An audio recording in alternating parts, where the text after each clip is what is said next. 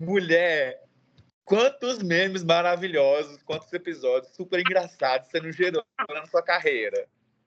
Tem vários, mas o melhor é Me Perdi, Georgette. Ai, Gym Podcast Brazil. Cedric e William.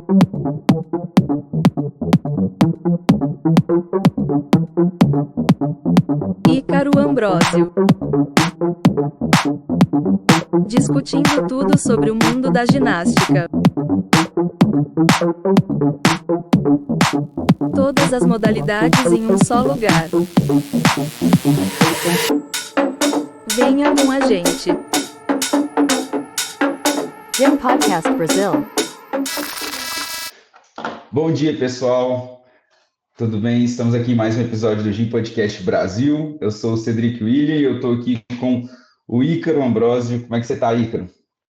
melhor impossível, né, Cedric? Né? Oi, gente. Tô aqui super feliz hoje, né? Porque você sabe, né, Cedric? O Gym Podcast Brasil agora é 10.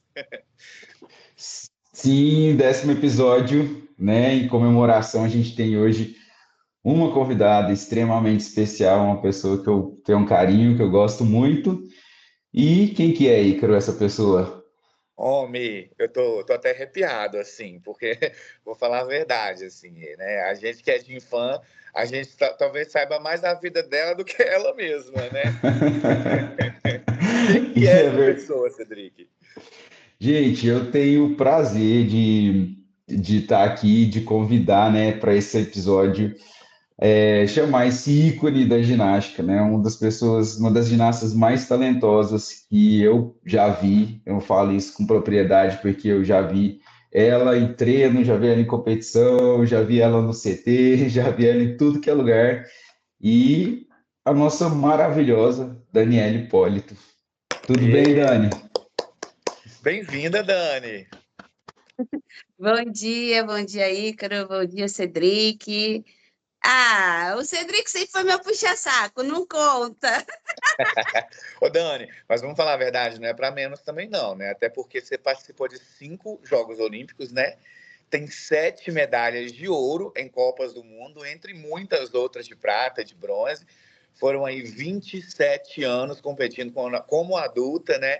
5 Jogos Pan-Americanos, 3 medalhas de prata e ainda 7 medalhas de bronze em Jogos Pan-Americanos.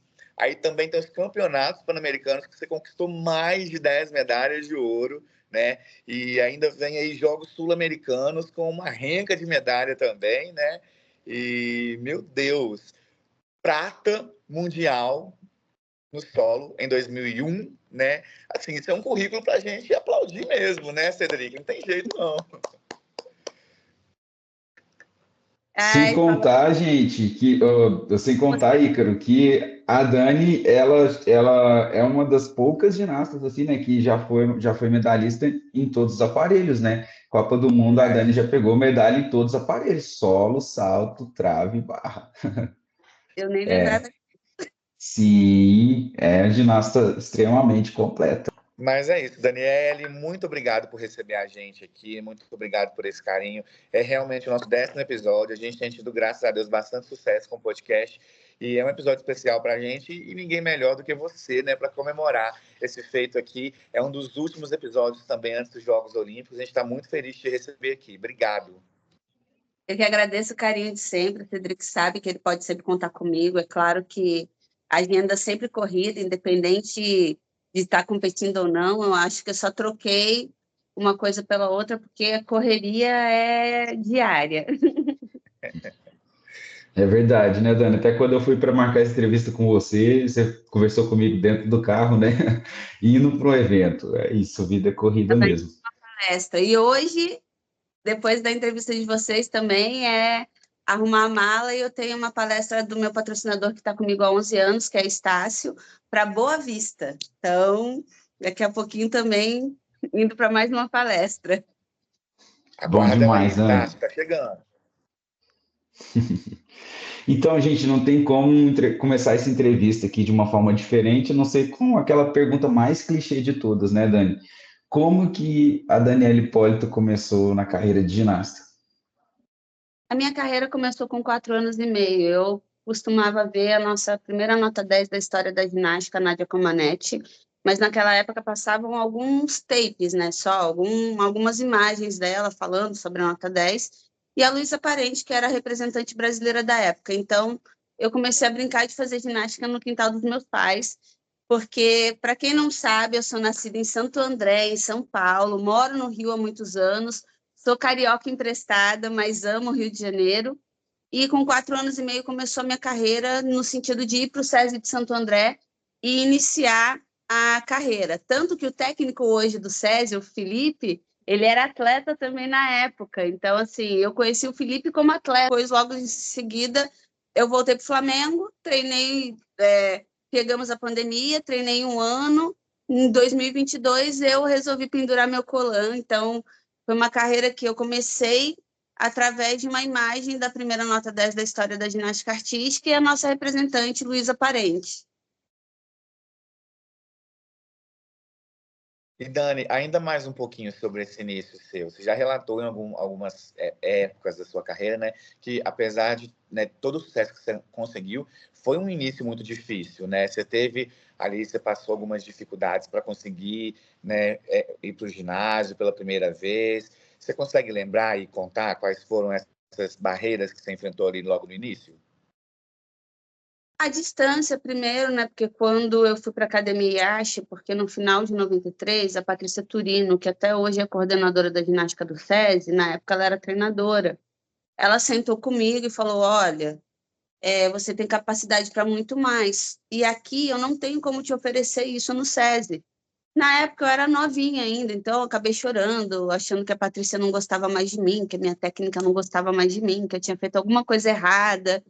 E não foi isso. E, por coincidência, no mesmo ano que eu fui para a IASH, em 94, que também é de uma grande árbitra que a gente tem no Brasil, que é uma das melhores árbitras do mundo, que é a Yumi, eu acabei indo para a academia da Yumi, e a Georgette estava indo também em 94, que foi quando ela saiu do Flamengo, e levou a equipe inteira do Flamengo para a academia IASH. E foi quando eu comecei a entender o que era ginástica de alto rendimento.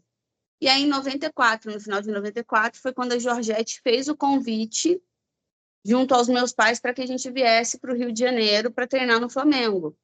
E aí foi quando realmente a gente mudou totalmente de vida, porque a gente saiu de Santo André, meu pai, minha mãe deixaram tudo que eles faziam lá em Santo André e vieram para o Rio.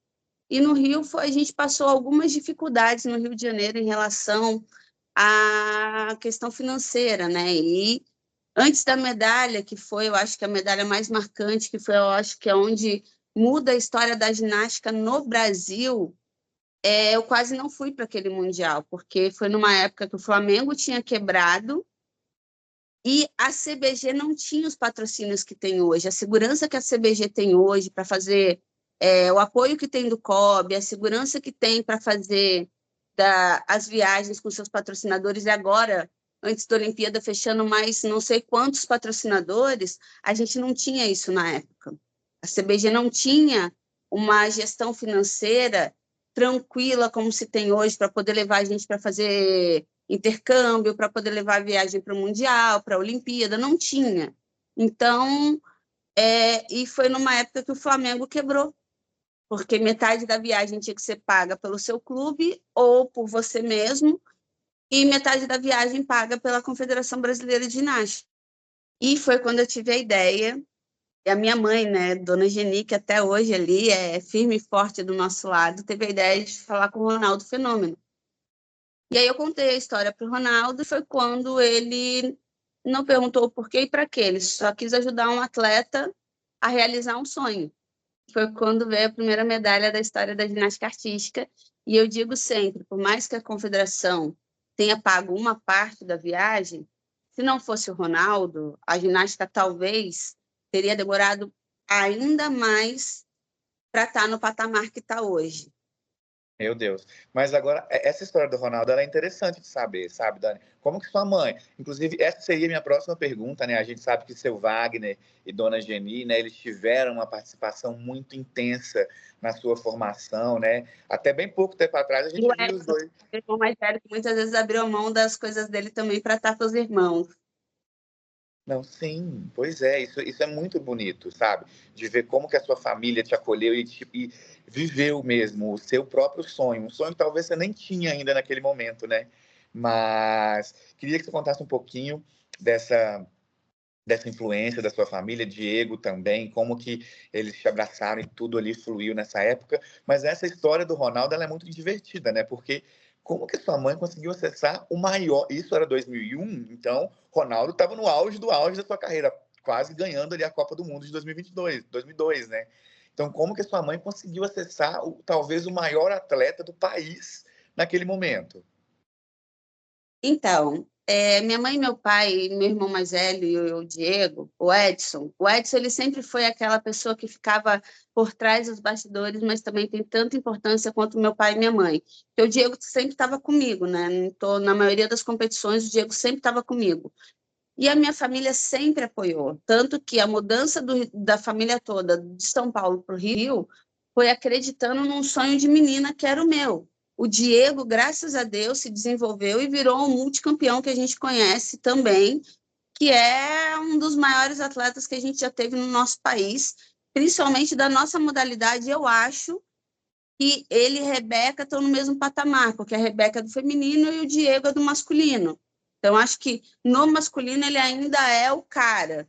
Tem o Zanetti, tem o Nori e tal, mas eu acho que ele ainda está num grau acima dessa galera toda que está vindo. E a Rebeca hoje, no feminino, ela já passou todo mundo, né? Isso aí não tem discussão. É uma coisa que a Rebeca hoje é o símbolo da feminina, mas é claro que para tudo tem um início. E minha família sempre me apoiou. Então, a minha mãe me vendo muito triste, porque eu não iria conseguir ir para o Mundial, e era o meu segundo ou meu terceiro, era o meu segundo Mundial, né? Porque o primeiro foi em 99, seria meu segundo Mundial. Então, assim, eu estava muito triste por não estar conseguindo ir para o Mundial. E aí a minha mãe resolveu falar com o assessor de imprensa da CBF, que era o Rodrigo Paiva, e o Rodrigo Paiva era o assessor individual do Ronaldo Fenômeno. E ele falou, fala com o Ronaldo. Então, a gente ligou diretamente para o Ronaldo e falou com ele e nessa hora tinha que ter a coragem de contar a história. E na época, realmente, foi uma questão de muita coragem da minha mãe, porque o Ronaldo era o cara do Brasil naquela época. Incrível, Dani. Assim, né? Como que a gente, quando tem, né, uma dificuldade, uma coisa assim, um empecilho, né?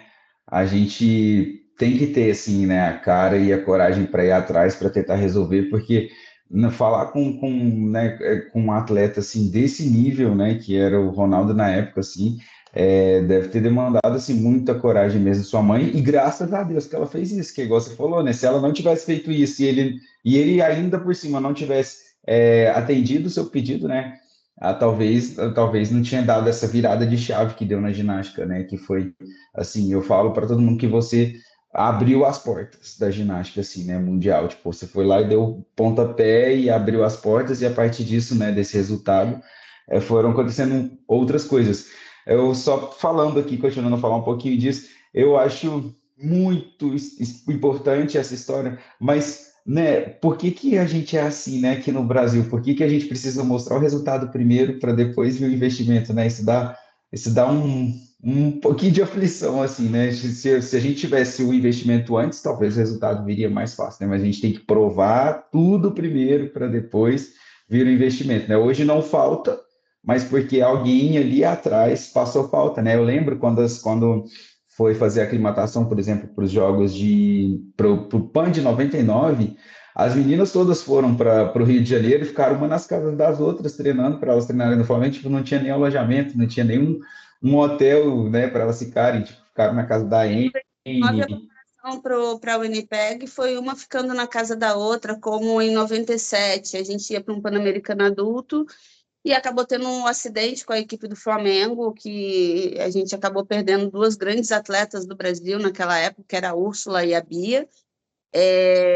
Por conta do acidente, a Georgette acabou ficando na cadeira de rodas, a gente acabou perdendo um ano depois um grande treinador, que era o Casimiro Soares também, que aí não aguentou ficar no Brasil, foi para os Estados Unidos, foi fazer a vida dele fora do Brasil.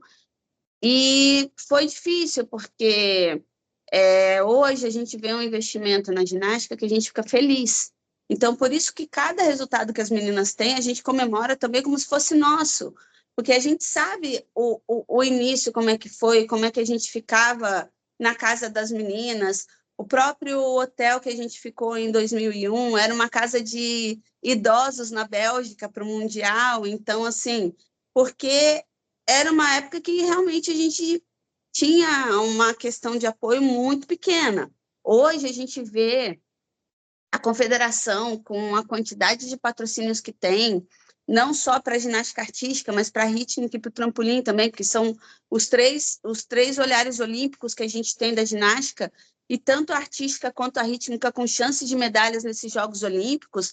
Cara, você vê aonde a ginástica está chegando, a ginástica brasileira está chegando, a gente fica honrado de ter feito parte dessa história. A gente se sente feliz, porque ali, quando fala de ginástica, a gente não está falando só de uma ginástica, porque ginástica é ginástica. Dentro da ginástica tem a artística, tem a rítmica, tem o trampolim, tem geral, tem a acrobática, tem as outras ginásticas. Mas quando se fala de ginástica, se fala de uma coisa só, porque todos os ginastas são ginastas. Então, eu me sinto muito honrada de hoje poder comemorar a medalha olímpica, poder estar aqui ansiosíssima para ver um feito inédito da nossa equipe. A gente sabe que não vai ser fácil, a gente sabe que as equipes vão chegar todas em plena forma agora nos Jogos Olímpicos, tirando, lógico, a gente sabe que tirando a equipe americana com Bios, a gente disputa com a Itália, a gente tem as disputas ali, as nossas disputas, mas as nossas meninas têm muita chance de subir no pódio, muita chance de subir no pódio. E a gente vê essa evolução não só individualmente dos atletas, mas vê uma equipe completa para a gente. Nossa, eu não sei nem como é que eu vou conseguir estar comentando, torcendo, porque quando você comenta, você não pode torcer. Aí fica o diretor no teu ouvido, não, você é comentarista, você não é torcedora.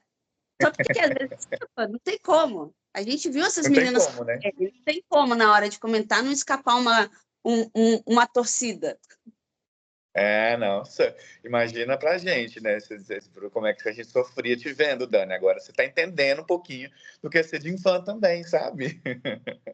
Mas, ô Dani, eu gosto muito dessa conversa sincera, sabe? Pra gente entender realmente, assim, porque o primórdio da ginástica artística, a gente sabe que foi muito difícil, e essa dificuldade toda, com certeza, ela influenciou um pouquinho na sua vida também, assim, pessoal, não foi? Você teve que renunciar a muita coisa, você contou, né, por conta dessa infância um pouco mais carente, ter que abrir mão do seu próprio perdão, né, mas do ganha-pão do seu irmão, da sua família, para conseguir chegar lá. Isso deve ter influenciado também na Dani menina, a Dani criança, né? Você lembra como que foi, assim, para você ali nos seus 5, 6 aninhos, né? Às vezes até um pouquinho mais tarde, iniciando na ginástica, e de como você, às vezes, queria uma coisa, mas não podia ter, porque você tinha que comprar um colã para ir treinar e competir pelo Brasil. Foi muito difícil o início, eu acho que, mas teve toda a sua recompensa. Eu acho que o brasileiro, na verdade, eu estou falando isso de modo geral, porque a minha infância não foi diferente da maioria dos brasileiros que a gente tem aí, cada um seguindo suas carreiras, cada um seguindo seus objetivos, mas eu acho que quando a gente tem o apoio da família, e a família se propõe também no sonho, fica mais leve, mas não fica, porque você acaba tendo uma responsabilidade, você coloca essa responsabilidade para você. E eu sempre fui muito responsável com as minhas coisas em relação a isso. Então, eu sempre me senti muito responsável também pela minha família em relação a eles terem feito isso por mim. Então, eu me via muito no correto de fazer isso por eles também. Então, por isso que a gente sempre ajudou muito também a família depois que a gente conquistou as coisas, por se ver num papel de que fizeram por mim, nada mais justo do que eu retribuir aquilo que eu recebi. Tanto que o que a gente faz pelas pessoas de ajudar, de incentivar, de tudo, é em relação a isso, é porque a gente teve esse incentivo. Então, como a gente teve, por mais dificuldade que a gente tivesse, A gente teve o incentivo, não é às vezes o incentivo financeiro, porque às vezes o incentivo financeiro não é o que faz totalmente a diferença. Ajuda muito, mas o que faz realmente a diferença é o incentivo de alguém ter ali acreditando em você, de te ali diariamente com você, falando que você é capaz, que você pode, que você vai conseguir, e não o dinheiro em si. O dinheiro é realmente para ajudar no grosso, né? Que é viagem, as coisas que são necessárias. Ora, você ter alguém ali sempre do seu lado, vamos, você pode, você é capaz, você vai conseguir, você vai. Isso é o mais difícil, e isso, quando a gente recebe, é o mais gostoso. Então, por isso que hoje eu digo que a medalha que eu visto hoje fora do ginásio são as palestras, na qual eu posso incentivar pessoas, na qual, através da minha história, eu consigo, de 100 pessoas que têm, uma mudar o seu pensamento através da minha história contada ali, de luta, de não desistir, de ser resiliente naquilo que eu acreditava, de correr atrás, de ser muitas vezes forte, de ter que deixar, de escutar que um tio seu faleceu e você ter que competir na semana seguinte, você estar em competição e perder seu avô e você ter que estar lá no ginásio firme e forte competindo, porque eu sempre fui muito ligada à minha família. Então, ver as coisas acontecendo e muitas vezes a minha família me blindando também de ser forte e eu conversar com a minha mãe muitas vezes não contar o que estava acontecendo, é complicado, mas ao mesmo tempo era uma forma de que ela sabia da importância daquela competição, então ela me blindava, mas também quando eu chegava eu ficava arrasada, porque eu perdi meu avô na primeira medalha que eu ganhei em 2003 na Copa do Mundo da França.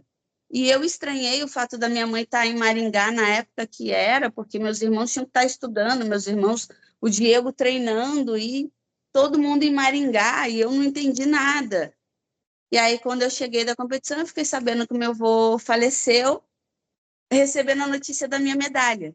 Então, assim, os amigos dele chegaram lá para comemorar a medalha da neta com ele, e simplesmente ele teve um infarto fulminante e faleceu recebendo a notícia da medalha da neta. Meu Deus, Então, Dani. mas isso para mim depois Isso, foi muito difícil, mas ao mesmo tempo eu pude realizar um sonho, eu acho, e fazer um carinho muito grande pelo meu avô e pela minha avó, que minha avózinha eu perdi o ano passado também, então na mesma época que eu estava com uma dificuldade de saúde, a minha avó também estava, então a minha mãe foi duplamente forte, porque ela cuidava de mim junto com meu marido no hospital aqui, daqui a pouco eu ficava bem, ela ia para o Paraná para cuidar da minha avó. Mas eu pude realizar o sonho dos meus avós, que foi dar uma casinha nova para eles antes do meu avô morrer. E eu fui, logo depois de Sydney, eu fui passar o final do ano em Maringá, que a gente sempre passava o final do Paraná. A nossa alegria era chegar no final do ano e reunir a família toda no Paraná. E quando eu cheguei logo depois de Sydney, eu vi chovendo na cama dos meus avós e vi goteira em cima da casa toda. E eu falei para minha mãe, primeiro dinheirinho que eu ganhar com a ginástica vai ser a casa dos meus avós. E eu pude realizar isso antes do meu avô falecer. Então, meu avô não curtiu muito a casa, mas eu pude fazer isso por ele antes dele falecer. eu lembro disso, Dani. Foi muito, muito legal essa atitude sua. E parabéns, né? Porque você priorizou a sua família que te priorizou, né? Isso é muito, muito interessante. Como que o esporte ensina, né? Isso, a resiliência. A gente entrevistou a dona Rosa, né? A mãe da Rebeca. E, nossa, é uma história também de resiliência, assim, né? De entender a posição que você está, né? A sua realidade de vida e resistir, porque a nossa realidade de vida é a nossa realidade, né? A única pessoa que vai fazer ela mudar é você mesmo. Então, esse enfrentamento, né, que o esporte traz, assim, né, eu também fui ginasta, né, não fui, né, nem fui bem longe de ser um grande ginasta, mas eu fui ginasta e na minha realidade o esporte me ensinou muita resiliência também. E é assim, né, abrir o carro na mão e pô, tem que continuar treinando. Eu lembro de chegar com minha mão cheia de calo, eu tinha que lavar a louça, e minha mãe falou, ué, mas você quer fazer ginástica, você tem que lavar do mesmo jeito. E o calar dele, você vai lavando a louça. Então, assim, o esporte ensina resiliência, né? E você E é mostra isso. que hoje eu tenho muito cuidado a hora que eu vou numa palestra para mostrar para as pessoas que nenhuma história de vida é menor que a outra. E eu me coloco na posição que eu não sou melhor do que ninguém. Eu só tive, graças a Deus, a sorte de ter encontrado uma pessoa que me ajudou, no qual eu pude mudar a realidade da minha família e logo em seguida veio o Diego também, mas não sendo diferente de ninguém, porque cada um, dentro da sua dificuldade, tem a sua história. Então, às vezes, algumas pessoas com mais dificuldades, às vezes com menos, mas cada um conhece a sua história e cada um tem a sua história bonita dentro da sua realidade. Concordo com você, Dani. E mudando um pouquinho de assunto agora, Dani, mas ainda continuando aqui nesse mesmo lugar, você imaginava nessa época que você começou lá atrás que você seria tão importante assim para o esporte? Você achava que você ia chegar onde você chegou? Quais que eram os seus sonhos? Porque você fez muito além de ser uma ginasta, uma boa ginasta campeã. Você, né, desbravou a ginástica, né, a nível mundial. Assim, o Brasil ficou conhecido, né, bem assim no nível mundial de fato com a sua medalha. Você imaginava que você ia chegar onde você chegou, que ia ser isso tudo que a Dani é? Eu não imaginava. O meu primeiro sonho de ginasta era ser campeã mirim paulista, que eu realizei no final de 94. Acabei sendo campeã mirim paulista, mas eu não imaginava Muito assim, que fácil, eu... um sonho muito fácil. Mas naquela época não era, porque a minha realidade era outra. Então, assim, eu não imaginava ter a quantidade de títulos que eu ganhei, porque, fazendo as contas, são 14 títulos nacionais. Ainda uma das recordistas de medalha pan-americana de medalhas, a Flavinha igualou agora no último pan-americano. E com certeza, se continuar aí depois dos Jogos, vai passar. E isso é o que a gente quer. A gente não quer ser eternamente recordista das coisas. A gente quer que pessoas que venham depois da gente passem a gente. Esse é o objetivo. É grande, mas eu não imaginava que ia ser isso tudo. Eu fui me colocando como responsável e sempre tive muito essa responsabilidade. Tanto que eu estava contando até para as pessoas, eu postei esses dias, eu acho que vocês viram, um vídeo de um treino meu no CT, antes da Copa do Mundo de São Paulo, uma série que eu olho e quando eu imagino as séries que eu comentei esse ano de Copa do Mundo, é uma trave que até hoje é uma trave para ser uma finalista, entendeu? Então, assim, Nossa. eu olho isso e eu fico muito, muito orgulhosa de ver coisas minhas que eu fiz como atleta, que até hoje é considerada uma das coisas mais difíceis da ginástica. A minha entrada de trave, que até hoje muita gente do mundo da ginástica aposta e me marca pela dificuldade que era aquela entrada. E se você perguntasse para mim, Dani, o que você achava da entrada? Cara, aquilo para mim era tão comum de ter de fazer aquilo sempre, de treinar sempre, que se tornou uma coisa tão comum que eu já não tinha mais noção da dificuldade que é ligar uma entrada como eu ligava. E as minhas últimas entradas também, que eu já ligava o layout com layout, cheguei a fazer 3, tipo assim, é não ter noção de uma coisa que para mim era tão comum, da dificuldade que é. E aí hoje, quando eu olho, depois que eu parei um pouquinho, não estou sempre no ginásio agora, porque eu estou trabalhando com esporte, mas na Secretaria de Esportes do Rio de Janeiro, já pelo esporte mesmo, quando eu olho, eu falo, gente, eu acho que eu tinha um parafuso a menos a hora que eu treinava, porque ninguém em sã consciência faria uma entrada daquela e em competição, porque a competição é diferente do treino. Uma coisa é você treinar. Mesmo na hora da competição, eu levantava a mão e fazia. Nossa, Dani, muito engraçado. Não, é engraçado você contando isso, porque eu sei exatamente qual é a trave que você está falando. Eu vi num fandom de ginástica, eu posso estar errado, o Cedric, que é o nosso árbitro aqui, ele tem mais propriedade para dizer. Mas eu vi em algum fandom de ginástica alguém avaliando essa trave, e se ela fosse no código de pontuação de hoje, ela valeria 6,2. Você tem ideia de quantas ginastas em 2024 conseguem alcançar uma dificuldade de 6,2 na trave? É tipo assim. Poucas, Pouquíssimas. eu só a última etapa que classificava mesmo para a Olimpíada, porque naquele momento, como o Nori tinha chance, o Diego era a melhor pessoa para estar fazendo a última etapa ali, porque o Diego foi medalhista olímpico junto com o Nori, então, assim, era a emoção dele torcendo para um amigo dele, porque o Nori é amigo do Diego, pessoal, e foi justo ele estar ali e eu ter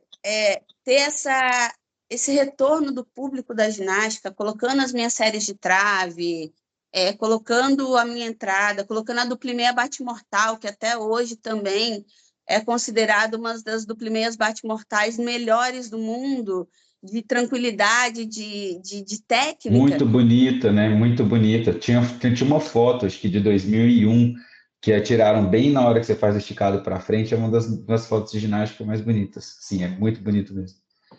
Então, isso para mim é uma honra, porque não é só as medalhas, as coisas isoladas que eu acabei fazendo como dificuldade que aparecem até hoje.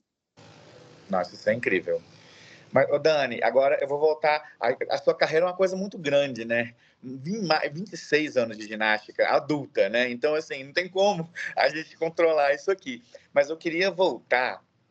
A gente queria comentar 2 episódios especiais da sua carreira, mas antes disso, na verdade, eu queria voltar lá em 99, né? Que você foi para o PAN, medalha, depois, no ano seguinte, Jogos Olímpicos, né? A melhor classificação que o Brasil conseguiu no individual geral. Teve gente aqui, não vou falar quem, sabe, que ficava te procurando para te assistir na Band de madrugada, né? Enquanto você estava lá competindo. E esse, na verdade, foi a realidade muito brasileira. E ali eu acho que não foi nem em 2001 na sua medalha, mas foi ali, sabe, que o Brasil conheceu Daniela Hipólito e junto da Daniela Hipólito conheceu também a ginástica artística. Eu queria que você comentasse um pouquinho e trouxesse algumas das suas lembranças de 99, como que foi a classificatória para você e Camila Comim conseguirem ir para Sydney, como foi Sydney também. Você conta essas lembranças para a gente? Olha, 99, primeiro que eu já tinha vindo de um PAN no qual eu já tinha chance de ter sido medalhista pan-americana individualmente e acabei trazendo uma responsabilidade para uma criança de 14 anos, né? Porque hoje, quando eu olho aquela entrevista de 14 anos falando para o Brasil, eu vejo que eu fui muito dura até comigo mesma naquela época, porque eu tinha apenas 14 anos. Geralmente, os atletas começam a competir essas competições de Pan-Americano e Olimpíada com 16, que você já está mais madura, né? A menina, ela está mais madura com 16 anos. E eu trazer isso para mim, de ter uma responsabilidade já ali naquele momento, eu achei que eu fui muito dura comigo mesma. Mas, ao mesmo tempo, eu olhando a ginástica que eu já fazia com 14 anos, realmente, eu já podia ter sido medalhista pan-americana individualmente ali naquele momento.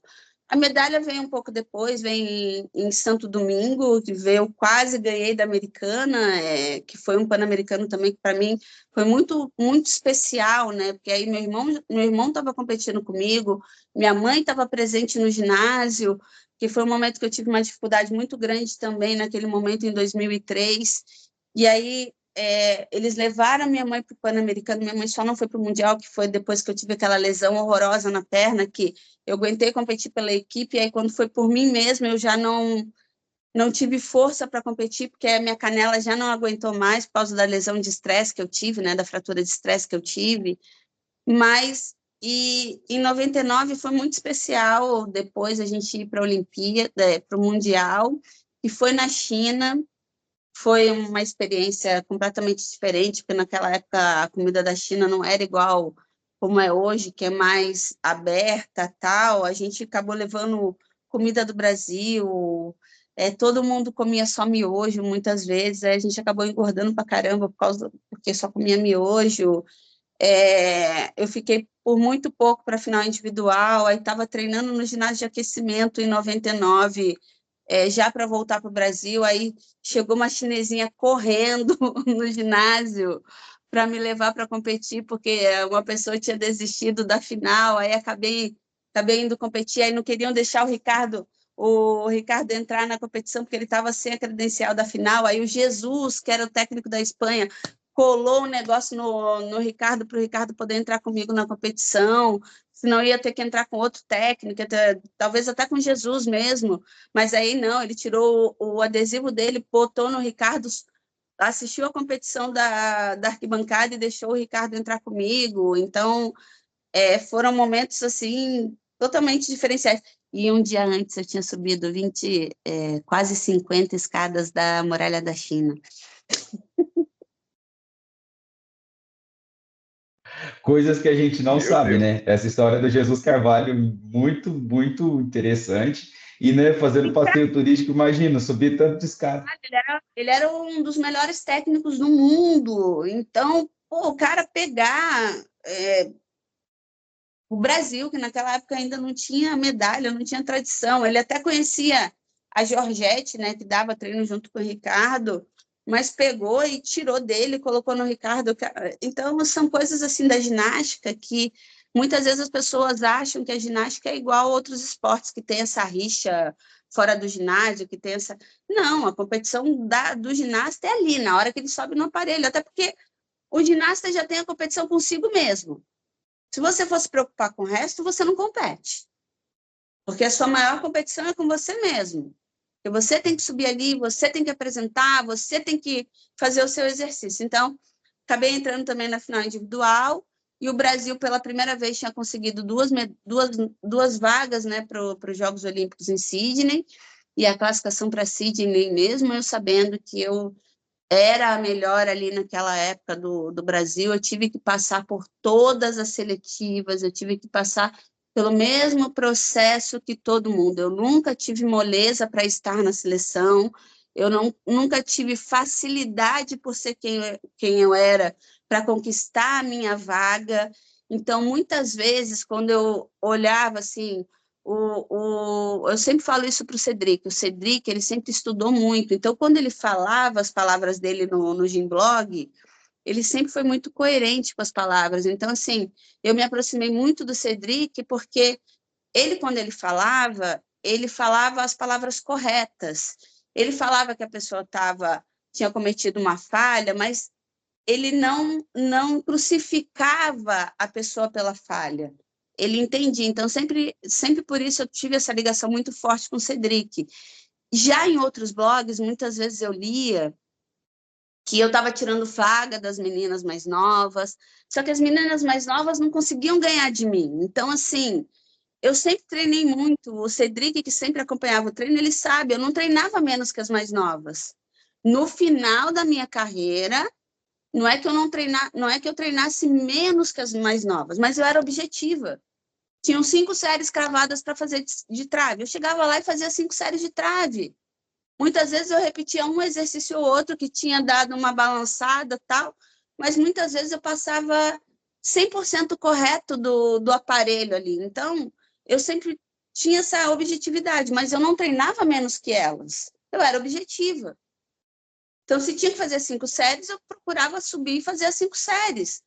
Raramente eu fazia 2, 3 séries a mais, porque eu sabia que eu já estava numa idade que, se eu não fosse objetiva, eu ia chegar muito mais cansada que elas na competição. Então, eu procurava fazer o mais rápido possível. E isso me Dani, magoava muito durante a minha carreira. Ouvi de outros blogs que eu estava tirando o lugar de alguém da seleção, sendo que eu sabia do meu esforço, eu sabia da minha dedicação, eu sabia que eu não deixava de treinar menos que elas não ganhavam de mim nas competições, então isso me doía muito, até porque na época a gente competia, eu era muito nova, assim, mas uma das grandes chateações e dorzinha que eu tive, porque no meu primeiro Jogos Olímpicos, Mesmo sendo a melhor ginasta do Brasil, não foi nenhum dos meus técnicos. Eu viajei Não? literalmente sem a Georgette, sem o Ricardo, sem nenhum dos meus treinadores. Tudo bem, na época a Irina já era treinadora-chefe do Brasil, não tinha problema nenhum, mas nada contra o Rony. Pô, pelo contrário, o Rony é um querido, o Rony é um fofo, o Rony tipo, tava ali, deu uma força muito grande para mim ali, sem eu estar sem os meus técnicos, mas viajaram os 2 técnicos da Camila e nenhum meu. Sim, Dani, Melhor ginasta e ganhando todas as seletivas até o embarque dos Jogos Olímpicos. uma pena isso ter acontecido, porque eu já vou puxar outra coisa aqui. Quando você foi, inclusive, competir no individual geral, que deu aquele problema que os saltos estavam mais baixos, foi uma confusão de línguas, porque a Vitória Karpenko também tinha saltado no salto mais baixo, assim como você, e vocês estavam ali próximas, aí a juíza era russa, perguntou para a Irina, que era ucraniana, e você brasileira, e foi uma confusão ali de coisas assim. Portuguesa. E aí, Isso. quando ela estava perguntando em português para a Karpenko não estava entendendo nada, a Irina foi traduzir, falou que não, que ela não queria, mas que a gente sim. E aí eu entrei num bolo que, por erro de língua, e eu acho que talvez, se fosse um dos meus técnicos, talvez isso não teria acontecido. Mas Ô, Dani, e assim, é muito bacana ver você falando sobre essa questão de técnico e treinador, porque a gente sabe que o técnico, né, o treinador, ele estimula e leva a atleta para cima ou leva a atleta para baixo, né?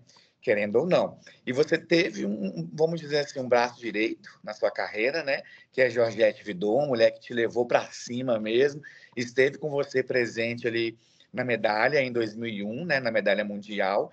E não tem como falar de Daniele Porto sem falar de Georgette Vidot, né? Na minha opinião, é uma das maiores treinadoras de trave, inclusive, do mundo, da história da ginástica artística. Quem é Georgette Vidot para você? a Georgette, para mim, é importante até hoje, porque ela convivia mais comigo do que minha própria família. E ela teve a importância não só na minha carreira, mas eu acho que como uma pessoa, Daniele, porque ela cobrava coisas que os técnicos não cobravam, questão de nota de escola. Ela sempre falou que não é porque você é atleta que você não tem que ter conhecimento. Então, se eu tenho essa curiosidade de conhecer as coisas, de trazer esse lado do meu conhecimento também para fora do ginásio, foi muito dela também. E ver a minha treinadora, eterna treinadora, num desespero que ela ficou ano passado, quando eu fiquei muito doente, que eu quase morri por causa de infecção, e ela, junto com a Estela Torreão, desesperada, atrás de médico, para levar um médico especialista em infecção para me examinar no hospital, é uma coisa assim que fica, não adianta. Você, quando você tem esse elo, o elo fica até hoje. Então, até hoje, quando eu encontro, sento lá perto, converso, falo, ela fala algumas coisas que ela tem visto da minha carreira que podem melhorar. Então, para mim, é sempre uma opinião muito importante na minha vida. Ah, que bacana. É muito bonito ver assim, vocês, atletas, falando dos seus técnicos, porque eu tenho essa opinião muito forte, né? Eu acho que o técnico, ele te joga para cima, ou ele também desconstrói sua carreira, não tem jeito, né? E a gente vê esse relacionamento, por exemplo, você com Georgette, Rebeca e Chico, eu acho isso muito lindo. E aí, falando de Georgette também, eu queria lembrar agora um episódio um pouco mais triste da sua vida mesmo, nem só da carreira, né? Que foi lá em 97, né? Que foi aquele fatídico acidente com a delegação do Flamengo, né? Foi o acidente que deixou a Georgette paraplégica e também talvez ele tenha dado uma repaginada assim na vida de vocês todos, né? Foi um susto muito grande. O que você lembra desse acidente? Assim, tem alguma lembrança que você é menos dolorosa para você compartilhar? Não é menos dolorosa, porque, assim, 97 a gente ia de ônibus para a seletiva de um Pan-Americano que eu competi depois do Beira. E aí a gente treinou. Eu lembro que a Úrsula já estava machucada, porque caiu de pescoço no duplo carpado no final da série. Eu acho que era uma série nova, aquela música nova que ela ia apresentar na seletiva, até tudo, ela acabou se machucando. Então, assim, ela estava com salompas, na época não tinha o Targus, não tinha outros desses emplastos. Ela estava, tipo, do meio da coluna até o pescoço, assim, cheio de emplasto. A gente foi para a rodoviária, só que assim, nesse dia, para mim foi um pouco estranho, porque eu sempre tive o costume de orar antes de ir para qualquer viagem. E até hoje eu faço isso, eu oro antes de qualquer viagem, que eu vá dirigindo, que eu vá viajar. Então, assim, é um costume meu que eu tenho da minha família. Minha família sempre teve muita fé.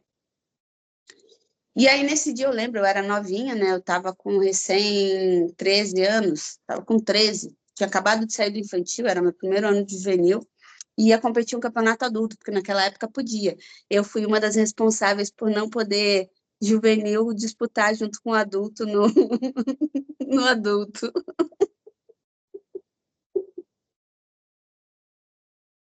Porque desde o infantil eu ganhei das adultas, aí teve uma hora que as adultas estavam desistindo da ginástica porque a gente estava ganhando delas, aí eles travaram o infantil e o juvenil poder disputar diretamente com as adultas. A gente pode, os juvenis hoje podem competir o adulto, mas não disputam a medalha com elas. Eu fui culpada. Mulher, tu sempre causou mesmo, né? Ai, Mas isso não é o caso. Mas nessa época a gente podia. Juvenil competiu adulto. E aí a gente estava indo para a seletiva e eu peguei, orei, né? Orei, fui lá quietinha no meu quarto, aí voltei, cheguei na sala, olhei para minha mãe. Mãe, eu acho que eu não orei direito. Vou voltar lá, vou rezar de novo. Voltei, fiz tudo de novo, rezei tudo de novo. E a minha mãe, nessa época, meu avô estava mal por conta de tinha acabado de perder meu tio, não fazia nem um ano, faziam 6 meses, né, que tinha perdido meu tio assassinado. E aí minha mãe ia 2 ônibus atrás de mim para Maringá, eu ia para Curitiba. Aí chegava lá na Castelo Branco, um pegava a Regis e o outro continuava na Castelo Branco ali quando chegava depois de São Paulo, né? E aí nesse dia eu falei, ai, Úrsula, deixa eu só sentar aqui para dar tchau para minha mãe. Tá aqui já esperando o ônibus dela, só vou dar tchau para minha mãe. E a Úrsula não tinha deixado. E aí eu tinha ficado meio triste, porque eu já estava numa sensação não legal de não ter dado tchau para minha mãe. E juro, foi uma viagem que eu acordava rezando, dormia rezando, acordava rezando, dormia rezando. Tem uma coisa que eu não gosto de contar para muita gente, mas como a gente está abrindo aqui uma entrevista que está perguntando muita coisa da minha vida, nesse dia eu sonhei com um touro vermelho correndo atrás da minha poltrona. E assim, minha poltrona estava indo e o touro atrás de mim. E aí teve uma hora que a minha poltrona foi e o touro parou lá em cima. E, tipo assim, era um descidão, tipo essas descidas de 90 graus de tobogã, essas coisas. Só que era uma estrada, tipo um descidão. E aí, no que eu acordei assustada com o sonho, eu ouvi o barulho da freada do ônibus. Então, assim, dizem que não tem a ver, mas para mim tem a ver. Foi alguma coisa salvando a minha vida ali naquele momento, porque eu estava do lado da Georgette nesse momento e na hora que ela entrou no ônibus, ela pediu para trocar de lugar comigo, porque ela dormiria melhor encostada no Casimiro, que era nosso treinador da época lá, e o Casimiro só machucou o nariz. Só que aonde parou a batida, que foi onde o Casimiro só machucou o nariz, provavelmente por conta do meu tamanho, eu não teria aguentado, eu teria voado para fora do ônibus. Então, meu. porque foi exatamente onde teve Nossa. a batida. E eu lembro com isso com muito cuidado até hoje. E assim, quando eu olho as fotos do ônibus hoje, porque na época parecia uma espoleta atrás de todo mundo, querendo saber notícia de todo mundo, querendo saber se a Úrsula estava bem, porque a Úrsula estava na UTI, e eu ficava igual uma pipoca no hospital de um lado para o outro, com a blusa toda cheia de sangue, não estava nem aí com a minha roupa, eu queria saber se as pessoas estavam bem. E E você era nisso, uma criança. eu tinha 13 anos. E nisso a minha mãe, porque o trânsito parou na Dutra. A minha mãe, naquela época, já estava muito sensível por conta do meu tio, passando muito mal, tendo problemas de coisas assim, bem sérias da saúde, debilitada por conta já da perda. E aí todo mundo no ônibus Garcia, que era o que ia para Maringá, sabia que eu estava 2 ônibus na frente da minha mãe. E o motorista do ônibus já sabia que era acidente com a delegação do Flamengo. O motorista, quando ficou sabendo, discretamente falou com os passageiros para não comentar com a minha mãe, comentar que era só um acidente. Só que aí eu acho que chegou um policial, eu não sei, alguém que estava ajudando ali na hora dos resgates até a ambulância chegar, chegou na porta do ônibus desesperado, falando que tinha acontecido o acidente com a delegação do Flamengo. Minha mãe nessa hora se desesperou e quis ir andando até o ônibus. Meu Deus. Minha mãe chegou lá perto do ônibus, tinham falado que a moreninha tinha saído em coma e a loirinha tinha saído bem. A moreninha era eu e a loirinha era a Úrsula. E quando a minha mãe pega a menininha que acabou falecendo na frente da Úrsula, ela estava com um moletom muito parecido com o meu. Quando a minha mãe pegou o moletom todo ensanguentado. Minha mãe entrou em mais desespero ainda. E naquela época não tinha celular como você tem hoje para a gente já ligar, já falar que está tudo bem, que não tinha isso. Até a minha mãe chegar no hospital, ela não acreditava que a filha dela estava bem. Minha mãe só foi acreditar que eu estava bem a hora que ela chegou na porta do hospital e eu corri para abraçar a minha mãe. E aí foi nessa hora que eu desabei. Nessa hora realmente eu desabei. Demorei bastante tempo para dormir bem, porque muitas vezes quando eu deitava logo após o acidente, eu tinha sonhos constantes com o acidente, então eu acordava assustada. No dia mesmo do acidente, depois que eu estava relaxada, eu não consegui dormir, porque eu tinha a sensação que eu estava vendo as coisas. Então, assim, foi uma época, mas até hoje eu lembro com muita dor, porque, querendo ou não, você repensa que você foi salvo ali, mas que pessoas perderam a vida ali por conta da irresponsabilidade na época dos caminhoneiros beberem aquele remédio que deixa acordado porque tem que cumprir Ritalina. horas. E por conta disso, ele acabou dormindo no volante e acabou causando um acidente gravíssimo. E anos depois eu encontrei o primeiro caminhoneiro que parou para socorrer a gente no acidente no Paraná. Eu encontrei a pessoa que fez o primeiro, que me tirou do ônibus, que foi o primeiro Nossa. caminhoneiro que parou logo do acidente no lado contrário da pista. Ele, inclusive, fechou o outro lado da pista por conta da gravidade do acidente. Caramba. Nossa, que Nossa, que história, hein? reencontro, né? Que reencontro. Muito, muito, muito interessante.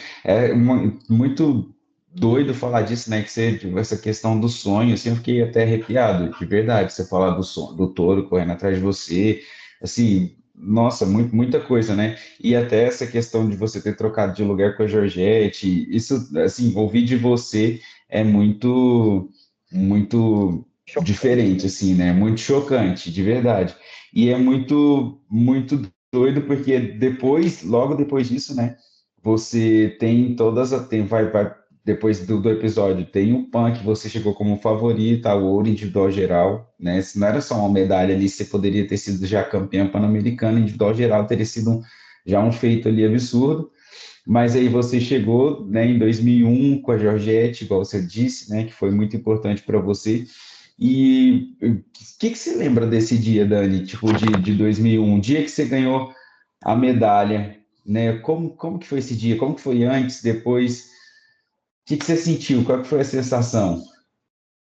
Eu lembro que nesse dia eu acordei cedo, né, para fazer um aquecimento, porque como eu já tinha competido muitos dias, a Georgette falou que eu não ia treinar antes da competição nesse dia específico, mas que eu ia fazer um aquecimento para não ficar no quarto do hotel. Eu lembro que a Day até foi com as meninas para treinar, mas a Georgette, nesse dia, ela bateu o pé com a Irina que eu não iria, porque eu já tinha competido o individual geral, que tinha sido um dia antes, e depois eu tinha treinado.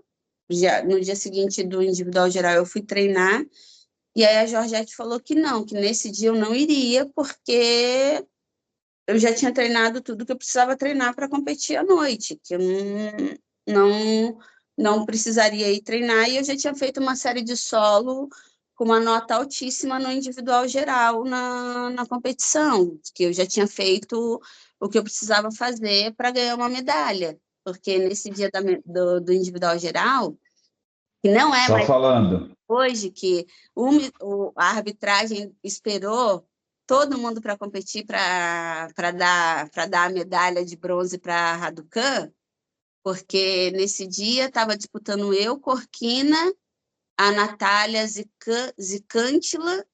Então, era o que a arbitragem fazia nessa época?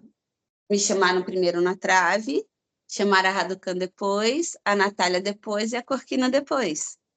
E aí já era para eu ter subido no pódio individual nesse Mundial. Só que nesse momento não era como é hoje, que tem as cabines, nada, era uma troca ali entre as árbitras. Você dá a medalha para mim aqui, que eu dou a medalha para a sua lá. É que o solo realmente não teve como, porque eu já tinha mostrado uma série de solo muito boa no individual geral. Aí eles não conseguiram tirar a medalha, me deram a prata e deram o ouro para a Raducan, mas não conseguiram tirar a medalha da gente naquele momento. Mas naquela época a ginástica era assim. E eu tinha feito uma puta competição do individual geral, porque eu tinha cravado saída de paralela, tinha cravado saída de trave, tinha feito um puta solo e tinha feito um puta salto. Então, assim, realmente era para eu ter subido no pódio já naquele momento. E no dia... Sim, Dani, eu lembro até hoje da sua. Antes de Eu subir para lembro. o solo, eu estava com a adrenalina tão forte, que eu tinha feito 10 vezes ou mais cada passada antes de subir para o aquecimento da competição. Nossa, muita coisa. Eu lembro da série, a sua série de individual geral foi a sua melhor série. Eu solo naquele dia. Sim, a série de individual geral foi a sua melhor série de solo. Se eu não me engano, você tirou acho que 9.562, que foi uma nota mais alta do que da própria final.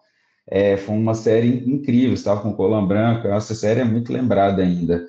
E assim, Cravei. realmente, você cravou tudo, tudo.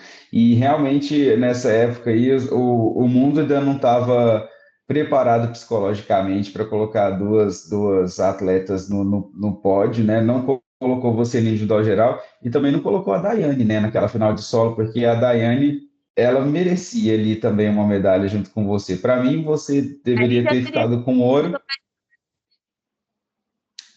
Desculpa, Dani, que você disse, travou para mim. Deu uma travadinha.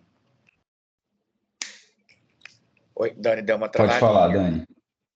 E não aconteceu naquele momento, mas aconteceu ano passado com Flávia e Rebeca. E eu lembro que no individual geral, a Georgette, o Oleg entrou comigo, mas a Georgette ficou num negocinho que a própria FIG montou para ela poder assistir a competição mais de perto. E eu lembro que ela falou assim para mim: a sua medalha de solo, você quer realmente uma medalha mundial de solo, você ganha hoje. Então, você começa a final no solo. Você começa a sua final do individual geral no solo. Você tem que fazer um solo perfeito. E eu sempre tive muito isso comigo na competição. Eu não era só uma atleta que gostava de competir, eu era muito matemática na época também. Tanto que muitas vezes eu chegava na competição, às vezes perguntava para os meus técnicos quanto eu precisava tirar em cada aparelho para ganhar. Cedric fez isso uma vez comigo, que eu cheguei na competição e falei assim: Cedric, quanto que eu preciso ganhar tirar em cada aparelho que ele falou isso e no final ele veio falar comigo, cara, você não presta, Tem história porque comigo também. eu tirar em cada aparelho, eu tirei e ganhei a competição. Verdade, Dani. Muito bom. Eu era terrível com isso, tanto que quando o Marquinhos chegou a assumir também a seleção para eu entrar na seleção, porque já com anos de seleção, ainda assim eu tive que provar que eu merecia estar na seleção em 2017. Eu perguntei só para o Felipe assim, Felipe, quanto que eu tenho que somar mesmo para estar na seleção? Aí o Felipe falou lá para mim, no final eu somei o que eu precisava somar. Você tem ideia do que isso significa? Dani, até hoje, você é a nossa melhor paralela olímpica. Nenhuma brasileira conseguiu ter o resultado que você teve em 2004. Você foi a 11ª colocada, né? Reserva da paralela, e até hoje a gente não teve um resultado similar. Você tem ideia do que isso significa? E é até legal, porque a gente encerra aqui também um pouquinho para falar do seu ciclo de ouro, né? Que foi aí 2001, 2005, talvez, ali. E eu queria tentar puxar de você alguma lembrança dos Jogos de Atenas ali, né? Você estava no ginásio no dia do Brasileirinho, né, da final, você fez uma final de individual geral incrível, teve essa questão da paralela, você foi 11ª colocada nesse aparelho, nenhuma brasileira até Paris conseguiu isso. E o que você traz assim de memória de Isso é um Atenas? detalhe que eu não sabia, porque eu já achava que a Rebeca já tinha ficado como reserva de Tóquio. Ou Não do Rio, ficou. ou do Rio, não, do Rio eu não lembro, ou do Rio, eu não lembrava. Eu Eu não não, lembro as posições, eu não ideia que lembro as até posições dela. próxima de uma final olímpica de paralela. Foi você. Eu não lembro exatamente as posições da Rebeca, mas me parece que acho que ela foi 17ª no Rio, em Tóquio eu não lembro mesmo, mas ela ficou bem atrás em Tóquio. Gente, é uma informação que eu não sabia, tá vendo? Gente, 2004 para mim não tinha sido um ano fácil até a Olimpíada, porque naquela época a gente não tinha esse acompanhamento nutricional, tudo que se tem hoje na ginástica, e para eles não importava, a gente tinha que estar magra. Quem estipulava o peso, o nosso peso, era os técnicos. Tipo, a gente não tinha esse negócio de biopedância por gordura, nada disso. E eu tinha passado uma fase muito ruim em 2004, antes dos Jogos de Atenas, de perder força por conta de alimentação. Então, assim, foi bem difícil. Então, ter tido aquele resultado no individual, que foi muito bom o resultado do individual, e quase finalista olímpica, para mim foi, assim, de extrema redundância, no sentido que muita gente também tentava colocar eu e Daiane uma contra a outra, e nunca foi assim. Pelo contrário, a gente entendia que ela era muito boa de solo e eu tinha o individual geral.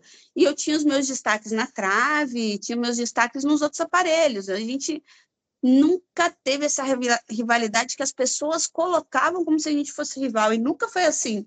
Pelo contrário, a gente sempre torceu uma pela outra, porque a gente sabia que uma medalha dela olímpica poderia ter mudado drasticamente o quadro que a gente tinha naquele ano da ginástica. Podia ter melhorado muito mais já naquela época uma medalha olímpica da Daiane, que foi aquilo que eu falei, tem coisas que não é para ser, tem coisas que tem um momento para acontecer, o momento era para ser com a Rebeca da ginástica feminina, e foi assim que aconteceu, mas não tira os méritos dos ginastas que passaram antes da Rebeca, antes da Flávia, a Jade aí que é super resiliente, está na melhor fase dela hoje, então assim, a gente entende que o que a gente fez, o que as nossas gerações fizeram, foi um pontapé para que hoje essa geração seja a geração campeoníssima que é. Mas isso tem o mérito de uma geração que vem lá desde Tatiana Figueiredo. Tem uma coisa que eu amo até hoje, é chegar e imaginar uma coreografia de solo ali. Tanto que esses dias eu fui fazer uma reportagem com a concorrência de vocês, E eu pisando no solo, eu refiz uma coreografia que eu amo até hoje, que é uma das minhas últimas coreografias, que é a do violino. É muito gostoso relembrar uma coisa que é uma paixão. A de 2015, né? Foi a coreografia de 2015. Foi, que é... Linda mesmo. Nossa, é uma das minhas favoritas suas. A minha favorita sua, você não tem ideia de qual que é. A minha Eu é acho... Ah, é? Não, é sério. A minha favorita sua é Cidade Maravilhosa, você acredita? Gente, é que eu gosto. Daniela, eu adoro aquela coreografia, você não acredita o tanto. Eu acho que eu era muito novinho, eu já acompanhava ginástica desde 2003, na verdade, né? E quando eu vi você no PAN fazendo aquilo, eu já tinha uma certa maturidade, eu falava, meu Deus, ficava batendo na mesa, é ela. Eu sou apaixonado por aquela Ícaro, coreografia sua. até eu tô impressionado, que é a que eu menos gosto. Gente, eu não sei Não gosto explicar. não gosto da edição da música, acho a edição da música bem ruim, assim. É que naquele momento, assim, a gente tentou fazer uma homenagem ao Brasil, né? Como a gente fez na Olimpíada, que cada uma usou, a não ser a Rebeca, cada uma usou uma música nacional. Eu acho que a Jade ainda estava com... A Jade também... Já Eu tinha um acho berimbau, Não, na época, 2016, né? 2007. Mas Então, assim, a gente procurou... Não, mas 2016 eu acho que a Jade não tinha era, música sim, nacional. Não, aquele solo dela é inspirado em músicas indígenas. Então, ele tem um quê de Brasil, sim. Então, eu sei que a gente procurou tanto 2007 no PAN quanto 2016 na Olimpíada resgatar a nossa cultura, né? Porque a gente tem uma cultura grande musical, né? E muitas vezes a gente acaba não utilizando ela. E aí, como era no Rio, e na época a gente estava de seleção permanente, né, treinando em Curitiba, eu quis homenagear o Rio, porque eu tenho uma história muito, muito forte com o Rio em relação a atleta, e a gente trouxe a Cidade Maravilhosa. Só que ela é uma das que eu menos gosto da minha coreografia. A que eu mais gosto, disparado, é Scorpions, depois a do violino, terceira, Jogos Mortais,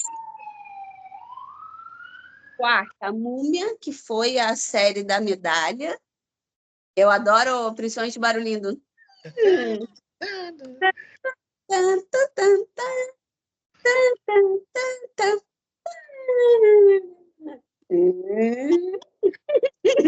Maravilhosa. Uma que eu amo, que foi uma das minhas primeiras séries, assim, com música de filme, é Mudança de Hábito, de 99.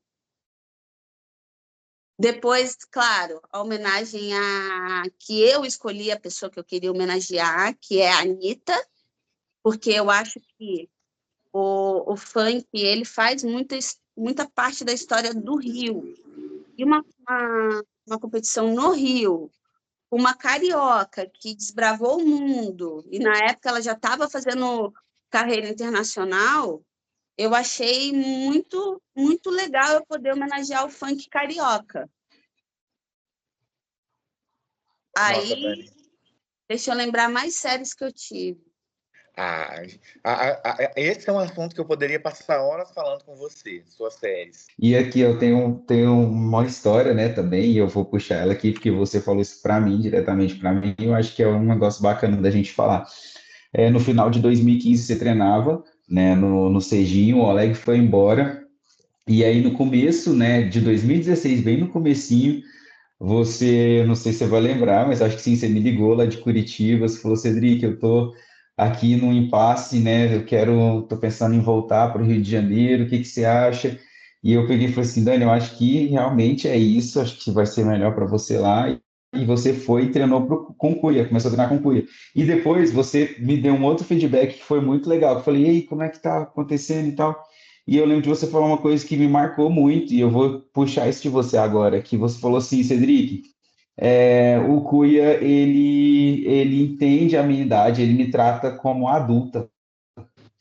Eu acho isso muito, muito interessante, que eu vi que vocês criaram uma relação muito boa e acho que Eu queria que você falasse um pouco sobre isso. Eu achei muito legal na época, assim, de ver que você era a Daniele, adulta, mais velha, tinha muita ginástica para oferecer e você encontrou um treinador que via você dessa forma. Então, o Cuia, eu acho que foi um dos técnicos que mais entendeu a questão da minha idade, que ele entendia que ele podia sugar o melhor de mim, como sugou, tanto que eu voltei a fazer duplicado na Olimpíada com a idade que eu estava. Ele entendeu que ele podia sugar o melhor de mim, só não competir com dupla pirueta no salto, porque a gente precisava de um salto de segurança no Brasil e ele não sabia se eu ia saltar. Ele tinha certeza da paralela, mas do salto ele não tinha certeza.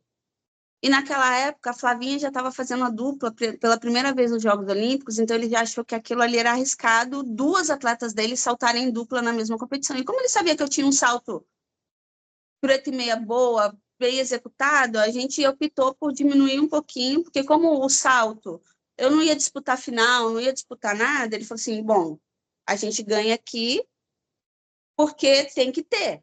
E não adianta, toda seleção tem que ter aquela atleta que tem aquele aparelho seguro caso precise entrar para competir. Só que, ao mesmo tempo, ele conversava muito comigo. Então, assim, a competição da Itália, minha competição da Itália, que foi uma merda, eu posso falar, desculpa pelo palavrão, mas foi literalmente, uma das piores competições que eu já fiz na minha vida como atleta, foi o G-Solo da Itália. Só que o Cuia já tinha me avisado.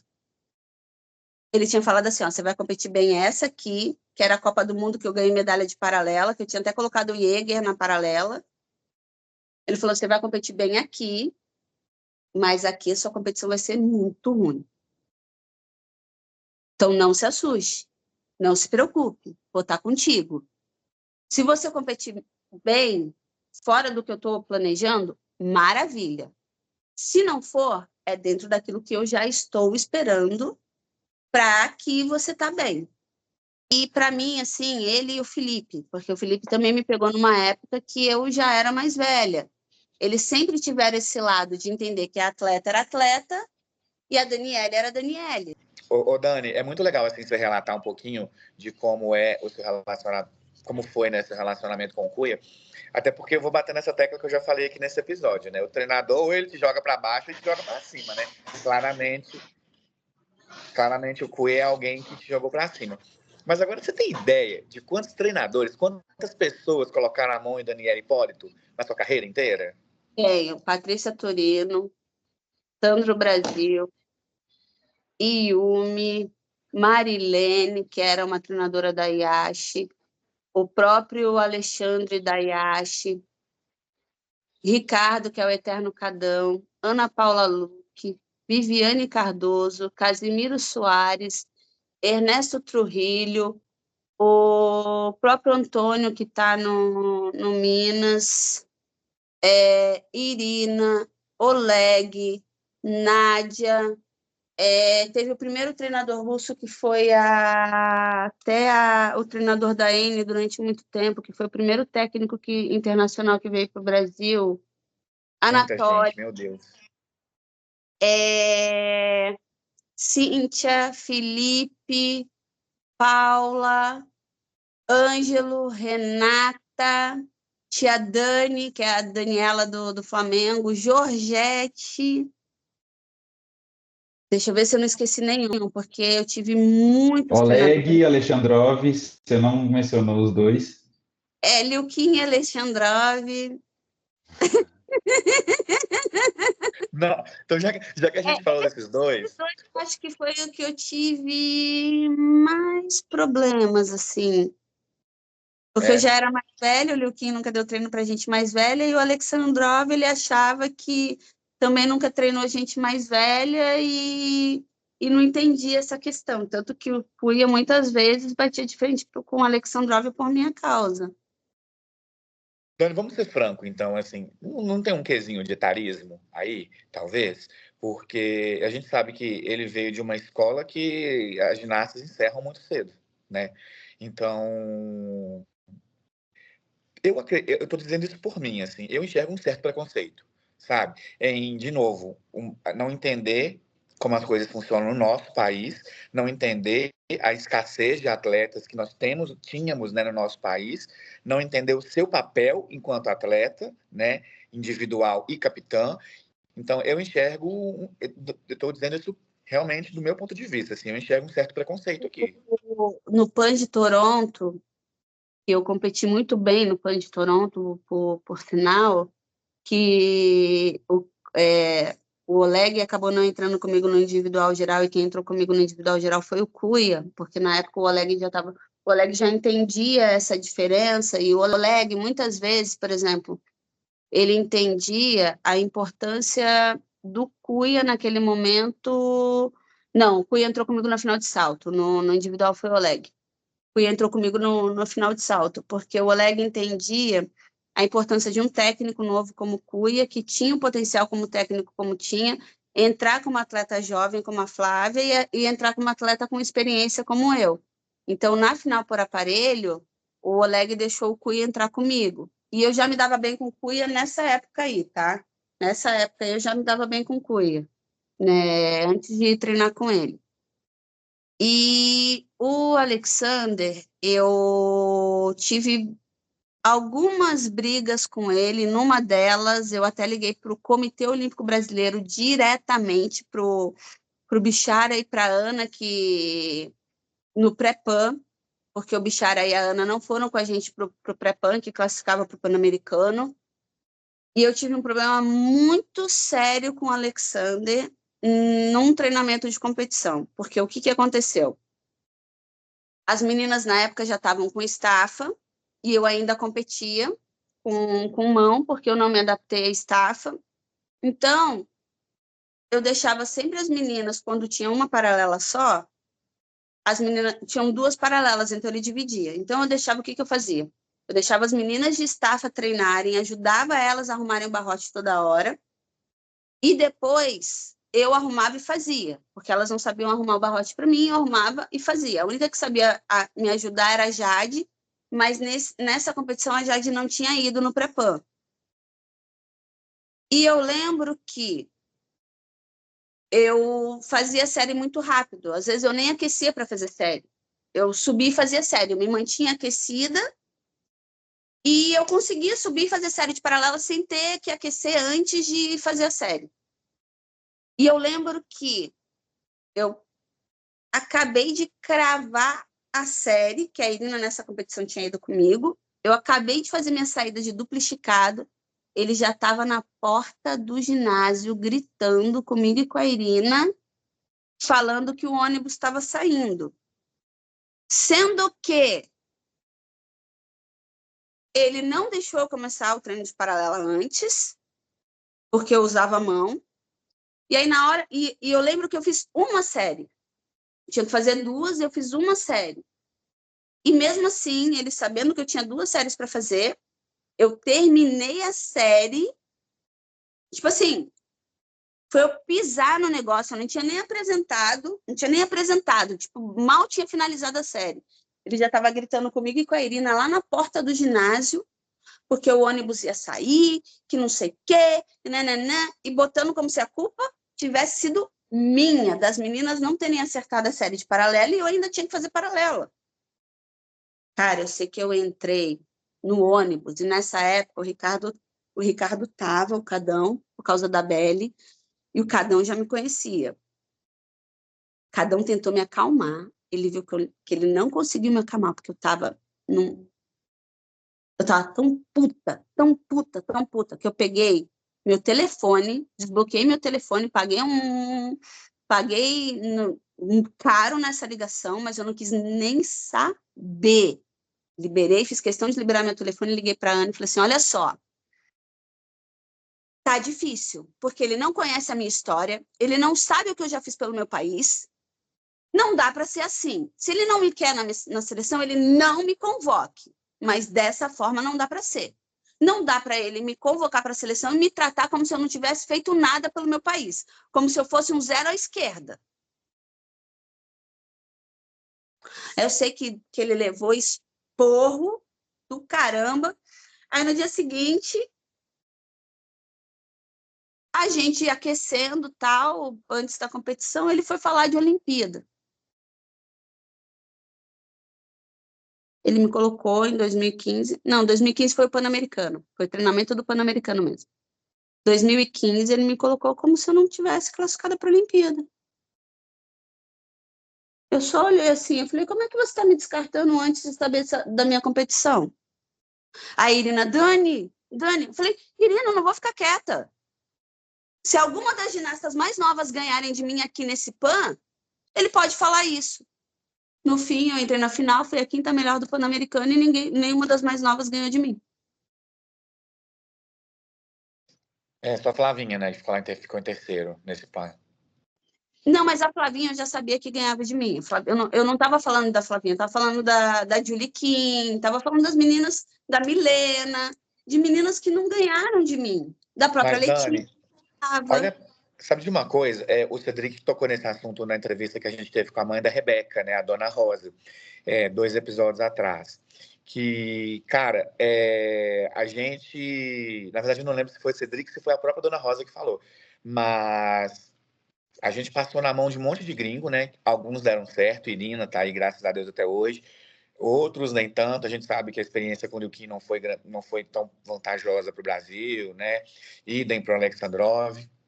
Mas foi na mão do brasileiro que a gente conseguiu o nosso melhor resultado. Mas se você for ver, a minha medalha de prata que veio, eu era Brasileira. treinada pelo Ricardo. A medalha da DAI que veio em 2003 era a Adri, a Adri que treinava ela e o Kiko, a Adri e o Kiko. Os resultados agora das meninas. Que a Irina já é brasileira, desculpa, já está há mais de 10 anos no Brasil, já é brasileira. A Irina não é mais ucraniana, não, a Irina é nossa. Vieram através das mãos do Chico. E aí a gente perdeu inúmeros excelentes treinadores para fora, exatamente por essa não credibilidade que os nossos brasileiros tinham aqui no Brasil. A gente perdeu o Cuia, a gente perdeu o Rayane, a gente perdeu o Kelly, a gente perdeu o Cíntia, a gente perdeu, se você for ver quantos treinadores nossos... Ricardo.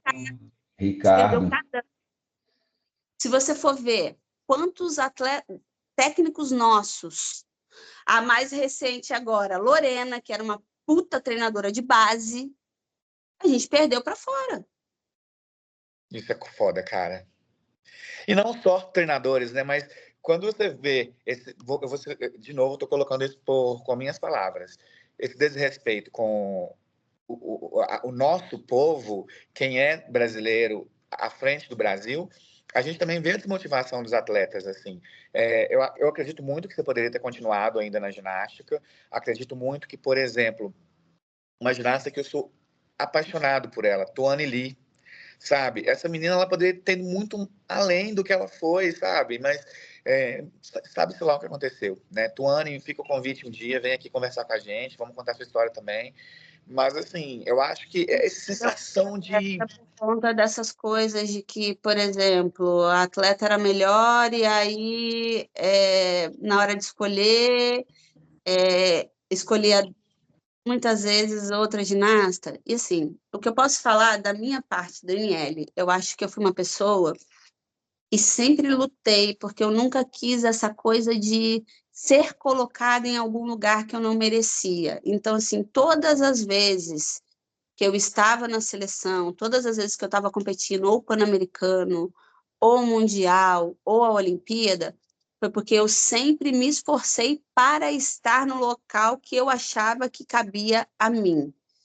Mas, para isso, eu nunca fui... muita gente que não conhece a minha história pode achar que eu fui favorecida em alguns momentos, mas nunca fui favorecida. Eu fui uma das brasileiras que tinha talento e me esforçava sempre para mostrar a minha capacidade. Desde Sydney, eu sempre tive que provar que eu era boa o suficiente para estar ali. Então, eu nunca fui uma atleta que tive facilidade para estar na seleção, mesmo já não precisando provar mais nada para ninguém, que eu tinha capacidade de estar ali naquele lugar. Dani, quero fazer aqui até um paradoxo, assim, né? Falar que eu acho que você foi se reinventando, assim, por exemplo, você teve um auge que eu considero, assim, eu assistindo toda a sua carreira, considero o seu auge ali no ciclo 2001, 2004. Eu acho que no Mundial de 2003 você poderia ter sido feito muita coisa, mas infelizmente teve a lesão na tíbia. Então aquilo ali foi um auge seu, e eu acho que você repetiu esse auge ali em 2015, 2016, trazendo sequências, elementos que você nunca tinha feito.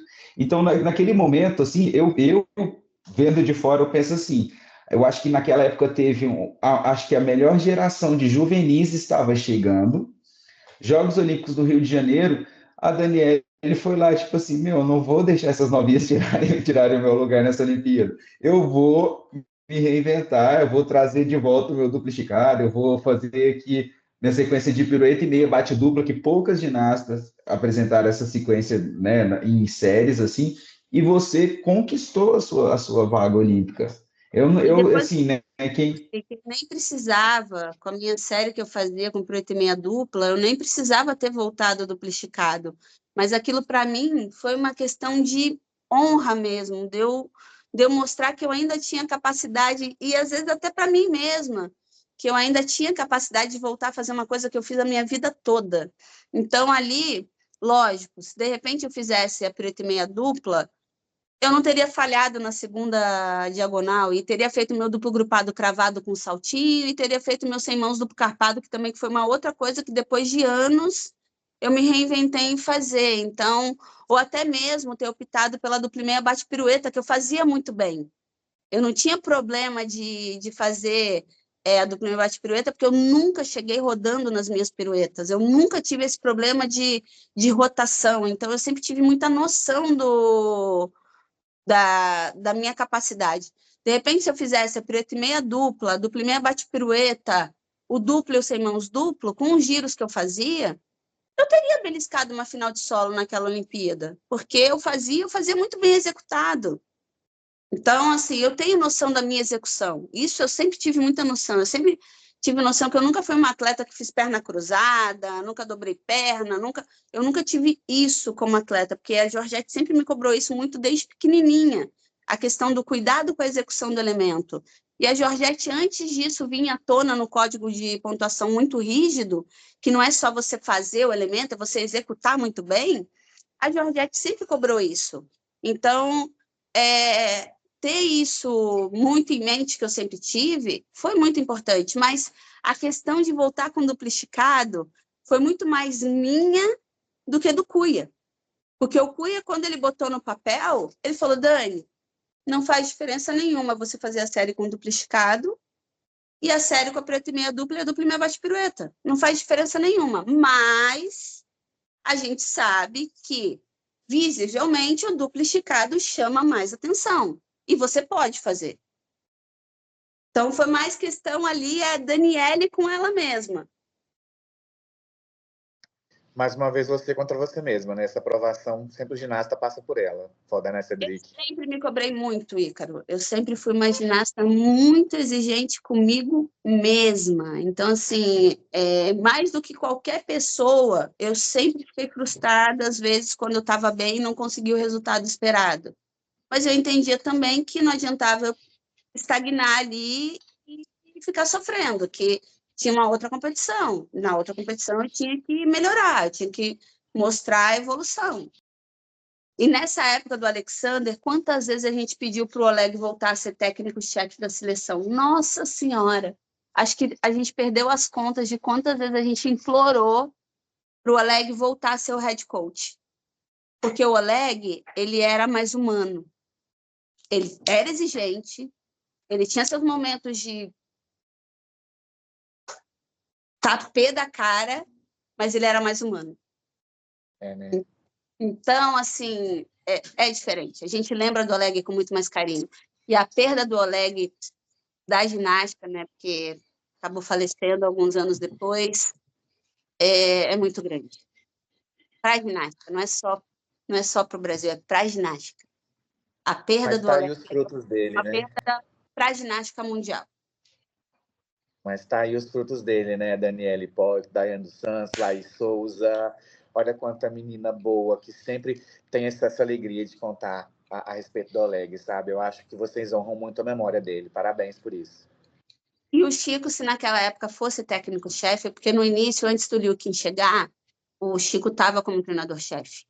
Ele já tinha esse entendimento, porque eu acho que ele teve um aprendizado muito grande também através da seleção dos anos que estava o Alexandrov, até comigo mesmo, né? E com a Jade, porque a Jade já estava ficando mais velha. Então, assim, ele tem uma experiência diferente, porque na época eu treinava com o Cuia e a Jade treinava com o Chico. E muitas vezes o Cuia falava para o Chico que ele já tinha que ter um olhar diferente para a Jade, que já tinha que ser uma maneira diferente, porque ela era mais velha, ela já tinha que ter esse outro olhar carinhoso. Então, eu acho que por isso, se o Chico tivesse sido o treinador-chefe de 2019, eu estaria na seleção, eu estaria naquele Mundial, porque o Chico tinha esse entendimento que eu era a Carolina Pedro daquela seleção de 2019.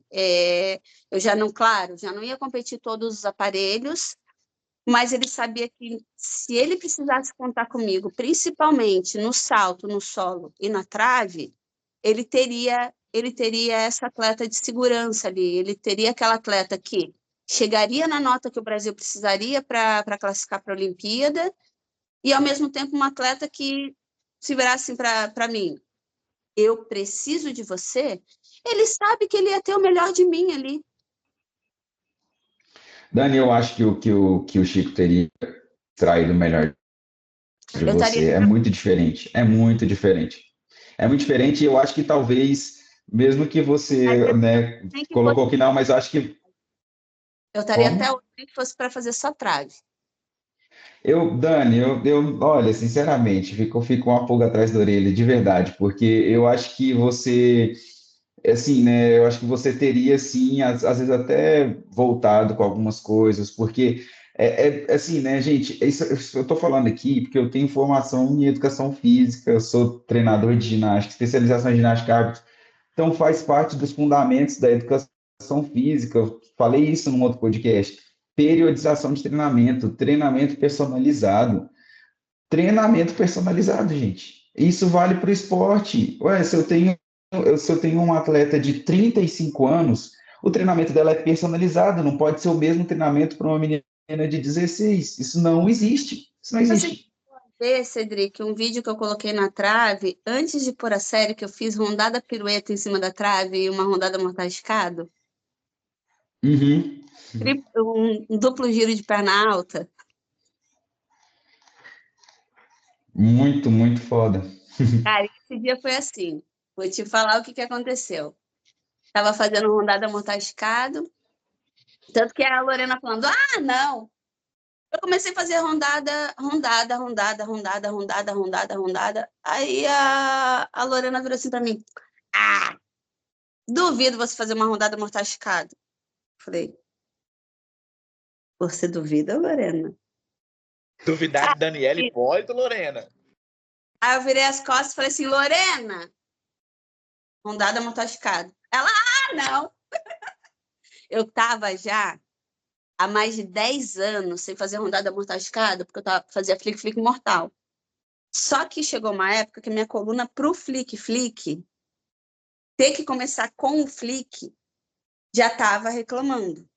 Então, eu tinha que mudar de estratégia, que foi em 2020. Eu falei, tem que fazer rondada mortal. E eu fiz rondada mortal, e daqui a pouco a Lorena, até parece que ela faz pirueta. Aí eu, Lorena... Aí eu fiz a rondada pirueta. Ai, Dani, você é a nossa Mulher Maravilha mesmo, tá vendo?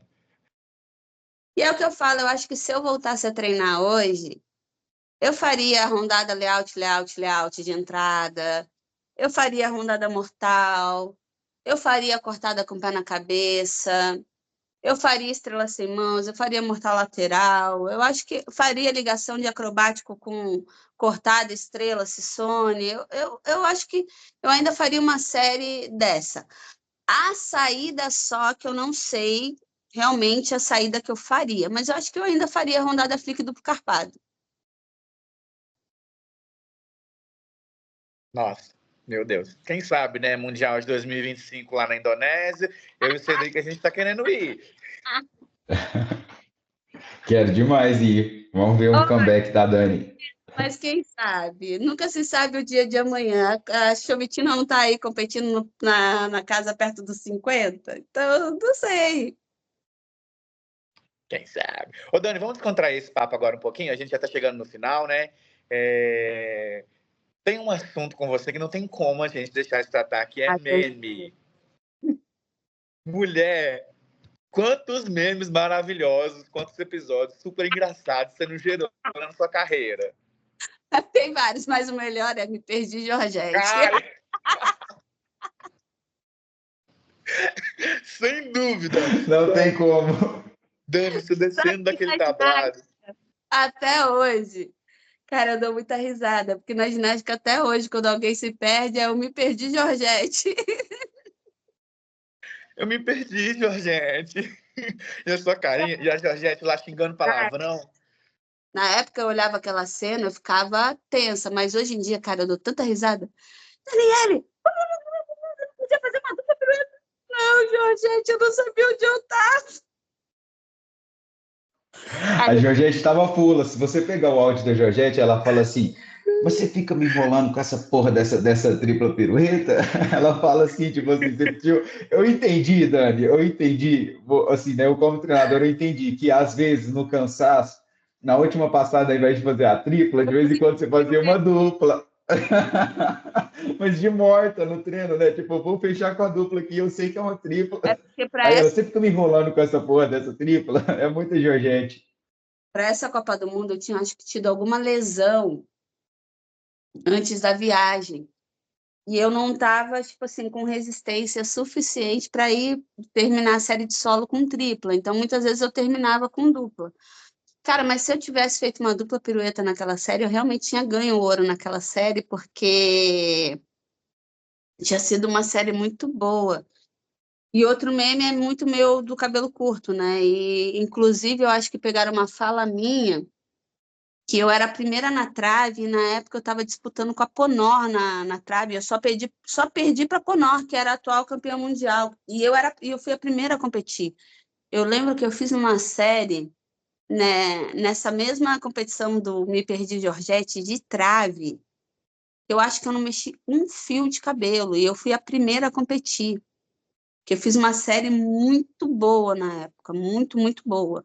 Só perdi para a Ponor, que era a atual campeã mundial, e também por causa da ordem, porque acho que se eu tivesse competido depois da Ponor, com a série que eu fiz, eu tinha ganho da Ponor nessa competição. Maravilhosa. Nossa, mas eu me perdi, Georgette, assim, ele entrou para os anais da ginástica. Eu me Gente, perdi da ginástica, não é mais só meu agora. Não, e é uma coisa que Georgette. todo mundo conhece esse meme. Tipo assim, né, vira no ginásio, nas coisas, todo mundo fala, não é só entre os de infância, vira uma coisa que todo mundo já sabe. Dani, nossa, é muito bom. Não, e seu temperamento também, né, Dani? Seu temperamento mais explosivo, mais um pouquinho ácido, às vezes também. Era gostoso de assistir aquilo, sabe? Teve uma sua também, que você corrigiu um repórter na Rio 2016. E essa eu adoro. Eu sou jornalista, né? Então eu racho de rir dessa até hoje. Eu até separei a fala exatamente aqui para eu ler. Que o repórter. Tanta coisa boa para falar e você vai falar logo da queda. Meu Deus, eu amo muito essa, assim, ele ficou olhando assim, ele ficou sem saber o que ele entrevistava, aí você continuou a entrevista falando o que você queria falar mesmo, que estava vindo na sua cabeça, mas aí, essa foi ótima, essa é maravilhosa, tem uma outra também. Assim, eu acho que para quem eu já tinha que pedir desculpa, eu já tinha pedido, que era para o povo brasileiro, todo mundo viu que eu terminei o solo ali e pedi desculpa para todo mundo, porque eu sempre tive esse cuidado, esse carinho com o povo brasileiro. Só que, cara, o repórter, ele tinha tanta coisa para falar da nossa seleção em Rio 2016, Tinha tanta coisa boa que a gente tinha feito na competição. A gente estava classificado para a final olímpica mais uma vez, depois de Pequim, porque 2004, 2012 não foi uma seleção tão boa assim. Então, tipo, 8 anos depois, a gente vai de novo, mais uma vez, para a final olímpica, e o cara vem falar da queda, com final olímpica para falar, com tanta coisa legal para falar. Com as músicas brasileiras que a gente tinha puxado para homenagear os artistas brasileiros. Então, eu sempre fui muito direta nessas coisas. Tanto que teve uma vez que eu mandei num blog que sempre me criticava, depois que eu consegui a medalha no brasileiro e classifiquei para conseguir a minha vaga para a seleção, que para a gente fazer o seguinte. Eles colocavam meu colã e eu ficava julgando eles do lado de fora, sem saber entender nada de ginástica. E outra que eu Essa é boa mandei, também. foi o cara criticando pra caramba, eu só mandei assim, falou o treinador campeão olímpico. Essa é boa também. Outra sua que eu sou apaixonado. Ô, Dani, essa sua não tem lógica, não. Era Mundial de 2011. Eu também separei aqui o trechinho na íntegra para eu falar exatamente o que você falou. Mundial de 2011. Aí você fez seu solo, foi um solo muito bom. Chegou sua nota, 13.791. Você ficou de fora da final. E francamente, eu também acredito que você poderia ter entrado naquela final. Mas aí você vai lá dar entrevista, né? O repórter te pergunta, né, sobre como que foi e tal. Você, putaça, você vira e fala assim: será que eles poderiam roubar um pouco menos nesse Mundial, né? Porque cravei o solo aqui, me deram 13.791. A russa quase chegou de joelho no chão, tirou 14. Bom, deixa pra lá, né? Ela é russa, eu sou brasileira. Dani, não. Menina, e sabe quem que era essa russa? Você lembra quem que era a russa? Ksenia Afanasieva, ela foi a campeã de solo mundial daquele ano. Aí depois eu falei, ainda bem que ela fez jus. É. Não, essa foi linda, porque essa eu lembro, né? Gymblog Brasil postou isso na época. Eu tinha cravado o solo todo, foi aquele Mundial de 2011 para cravar naquele solo. Era dificílimo, porque aquele solo japonês jogava mais do que não sei o quê. Ele quicava a gente. E aí eu cravei o solo todinho, com duplo esticado, com tudo bonitinho. Tanto que depois no Pan-Americano eu falei assim, não vou fazer mais o duplo esticado, não. Vou fazer as outras passadas. E realmente eu merecia estar naquela final ali. Depois de muitos anos, eu merecia estar naquela final. Aí eu fui olhar a russa que ela tinha tirado mais de 14. Fui olhar o solo dela, ela quase caiu de joelho e tirou 14. Eu falei, não. Não. Aí quando o repórter veio me perguntar, eu tinha acabado de ver o solo dela, eu tava puta pra caramba. Aí saiu, fazer o quê? Que a gente não tem sangue de barata. Maravilhosa. Já falou as verdades, né, Dani? A ginástica, que não entende de ginástica, me critica pra caramba. Que foi uma fala que eu até falei para o Cedric, que foi a questão da trave em 2012, que se não fosse a minha trave, a gente não tinha ido com a equipe para Londres, que muita gente, quando fala que eu classifiquei a seleção naquele momento, e muita gente me julga, inclusive atletas que estavam lá na época me julgam por isso, me desculpa, eu olho aquela trave até hoje. Se não fosse a minha trave, a gente não tinha ido para a Olimpíada em 2012, em Londres, com a seleção. Eu ia comentar dessa, que bom que você mesmo puxou. Mas agora eu vou falar a verdade. Quando você desceu daquele tablado, você sentou naquela escada, o tanto que eu chorei vendo aquele vídeo, você não tem ideia. Porque eu sentei, porque, primeiro, naquela época, a gente viu a competição acontecer e estava muito, muito para a Bélgica. Estava muito para a Bélgica. Quando a Jade cai, eu olho assim e falei, cara, se eu não fizer a trave da minha vida, a gente não vai para mim. Então, naquele momento, eu sempre fui uma pessoa de rir ali na parte de baixo da competição. Tanto que se filma o bastidor e filma a Daniele competindo, não era a mesma pessoa, porque a hora que eu entrava, eu parecia que eu ia matar um, né? Quando a Jade cai, eu falei, cara, eu vou ter que puxar a responsabilidade para mim, sim. Se eu quero a minha seleção na Olimpíada mais uma vez, eu vou ter que puxar a minha responsabilidade. E eu lembro que todo mundo preocupado, né? Porque, pô, você imagina, você vê uma companheira sua de time errar e você tem que subir depois e fazer sua melhor prova, todo mundo ficou preocupado. Eu lembro que o Ricardo virou para mim, Cadão, na época que estava junto com a Irina, e o Ricardo sempre me conheceu muito. Ele me abraçou e falou assim, ó, só tô eu, você e Georgette no ginásio. Lembra, tudo que a gente fazia em treinamento. Quantas séries você fez que você não mexia um fio de cabelo? A gente precisa dessa Daniele agora. E na época, se eu não me lembro, eu fazia ainda aquela entrada ligada. Eu não lembro se eu parei a entrada por segurança, eu não lembro o que eu fiz. Eu só sei que quando eu acabei, que eu cravei a saída, que eu apresentei para a arbitragem, minha perna estava bamba, porque eu sabia que eu tinha feito o meu melhor. E eu sabia que só se as árbitras quisessem realmente sacanear a gente, eu não tinha tirado a nota suficiente para classificar a gente. Eu desço um degrau de escada, no segundo eu já não consigo mais andar. Porque ali desceu, tipo assim, vem um alívio de uma forma que eu falei, eu fiz o meu. Tipo, não tem mais o que fazer. Só que eu sei que eu fui muito julgada na época pela frase que eu falei, que eu classifiquei a seleção naquele momento. E quando eu olho a competição e quando eu vejo, realmente ali, teve ajuda de todas as ginastas? Teve. Mas se não tivesse a Daniele ali naquela trave, a gente não tinha ido para a Olimpíada. Se eu não Com certeza. tivesse ali a força de me blindar de uma forma que eu tivesse feito a série de trave daquela forma, não tinha. A gente não tinha, realmente, a gente não tinha ido para a Olimpíada. Com certeza. E Dani, ainda nesse finalzinho, uma coisa que até estou te convidando para desabafar sobre isso agora. Na sua carreira, por conta desse seu temperamento, por conta de episódios como esses, você sofreu muito hate.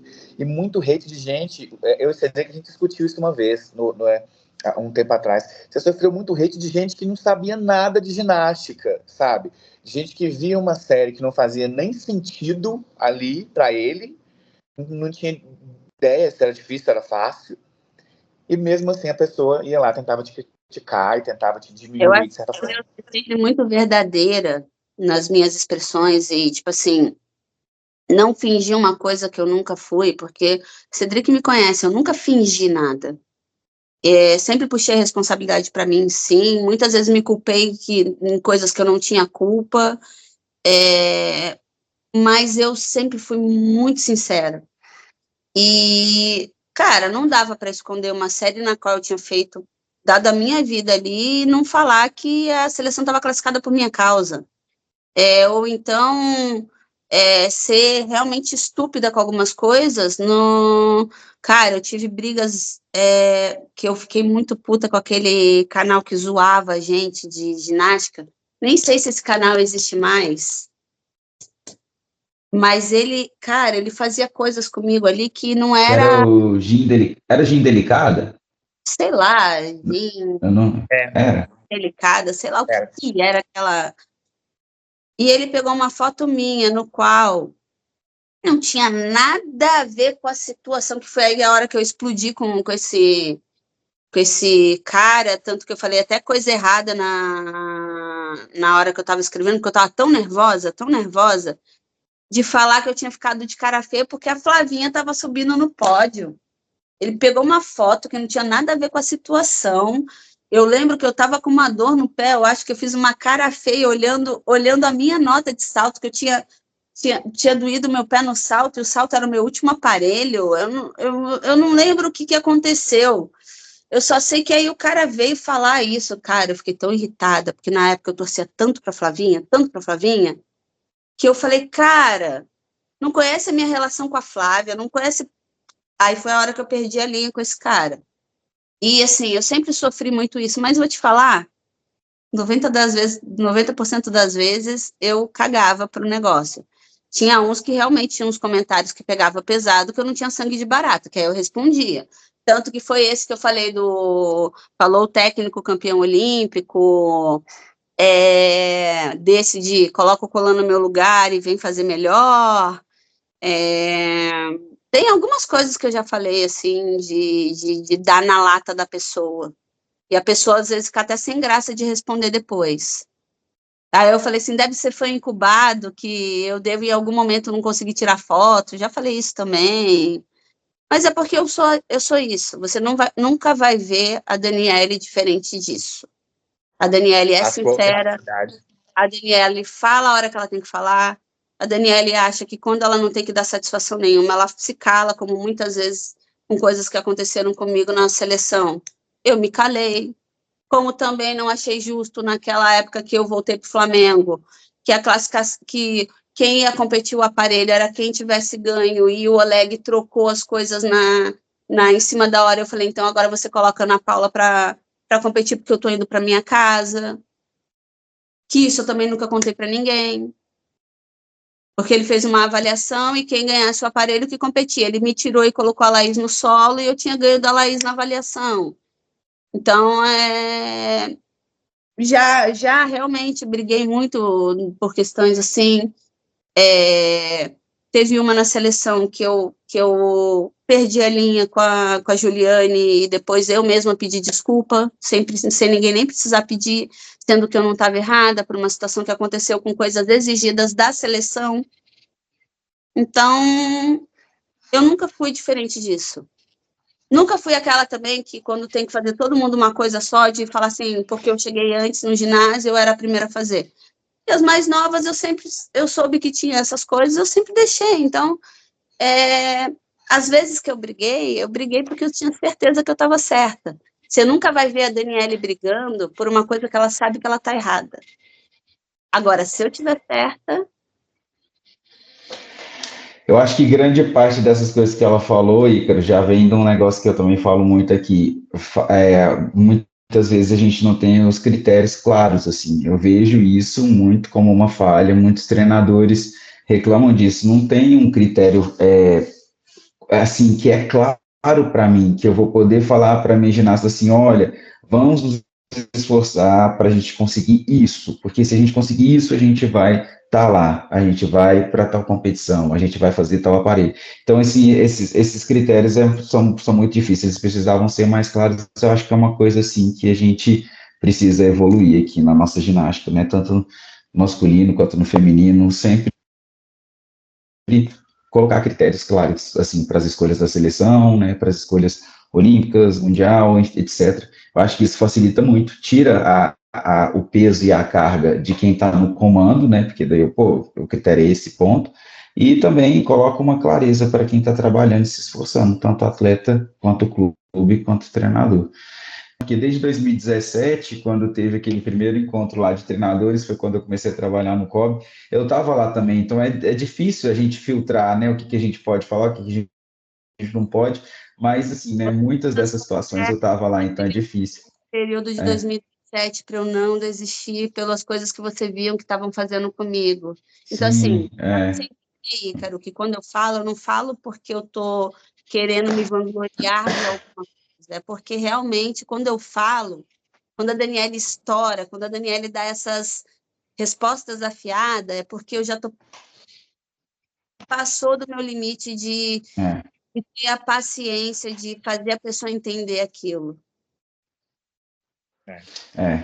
Ô, Dani, olha, a gente precisa encerrar, né, porque seu tempo já deu, a gente passou quase meia hora, mas, nossa, Dani, queria muito aqui fechar com umas palavras, assim, que são minhas de fã, porque por mais que a nossa relação tenha passado, né, para o profissional e até para o pessoal também, eu sempre deixei muito claro que eu sempre fui fã da sua ginástica, eu não assisto suas séries até hoje.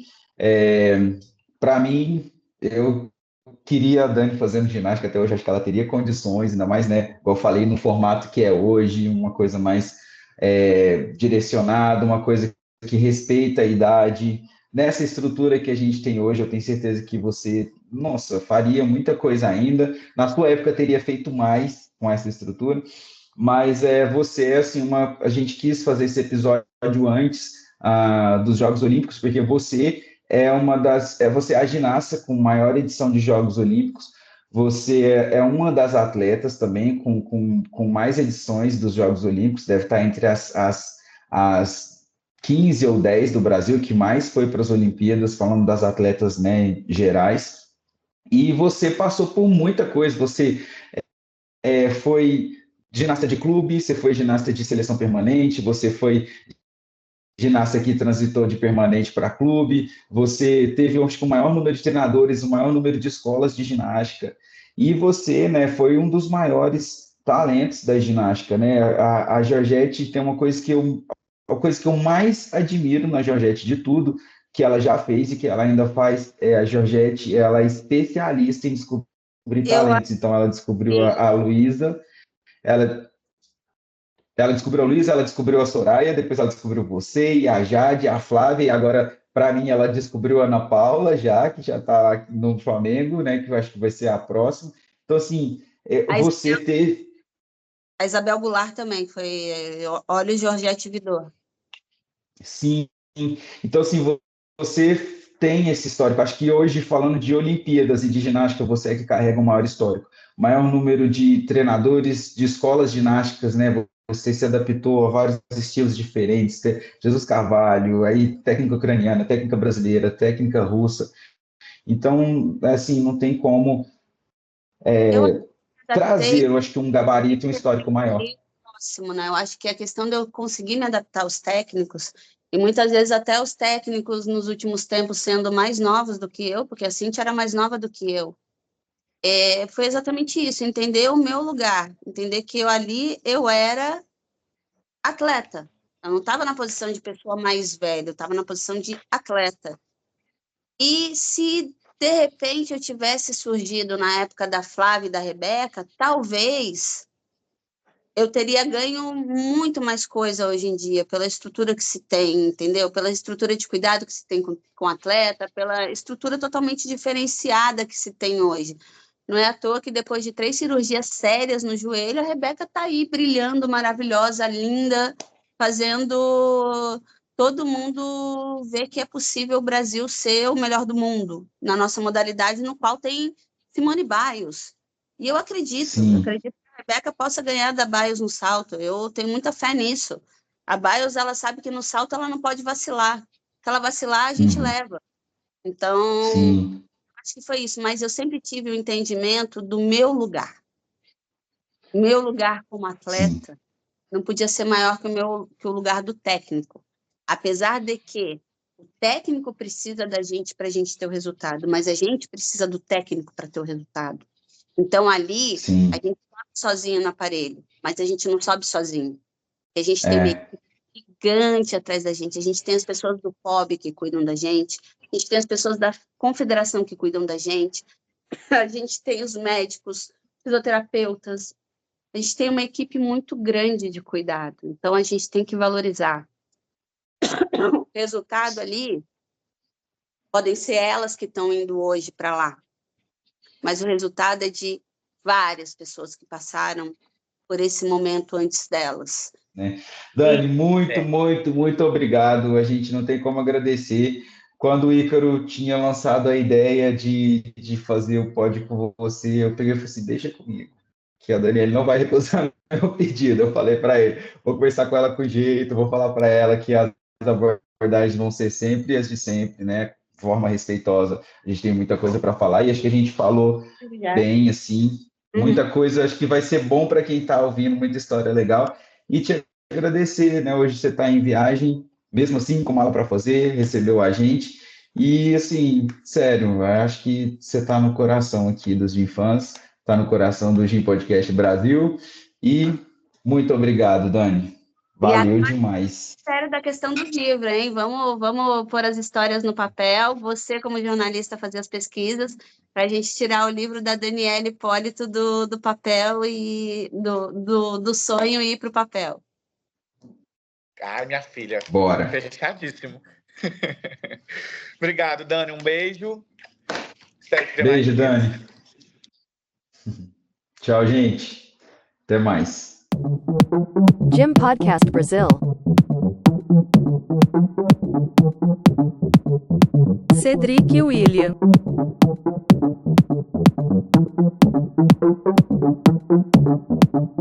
Ícaro Ambrósio. Discutindo tudo sobre o mundo da ginástica.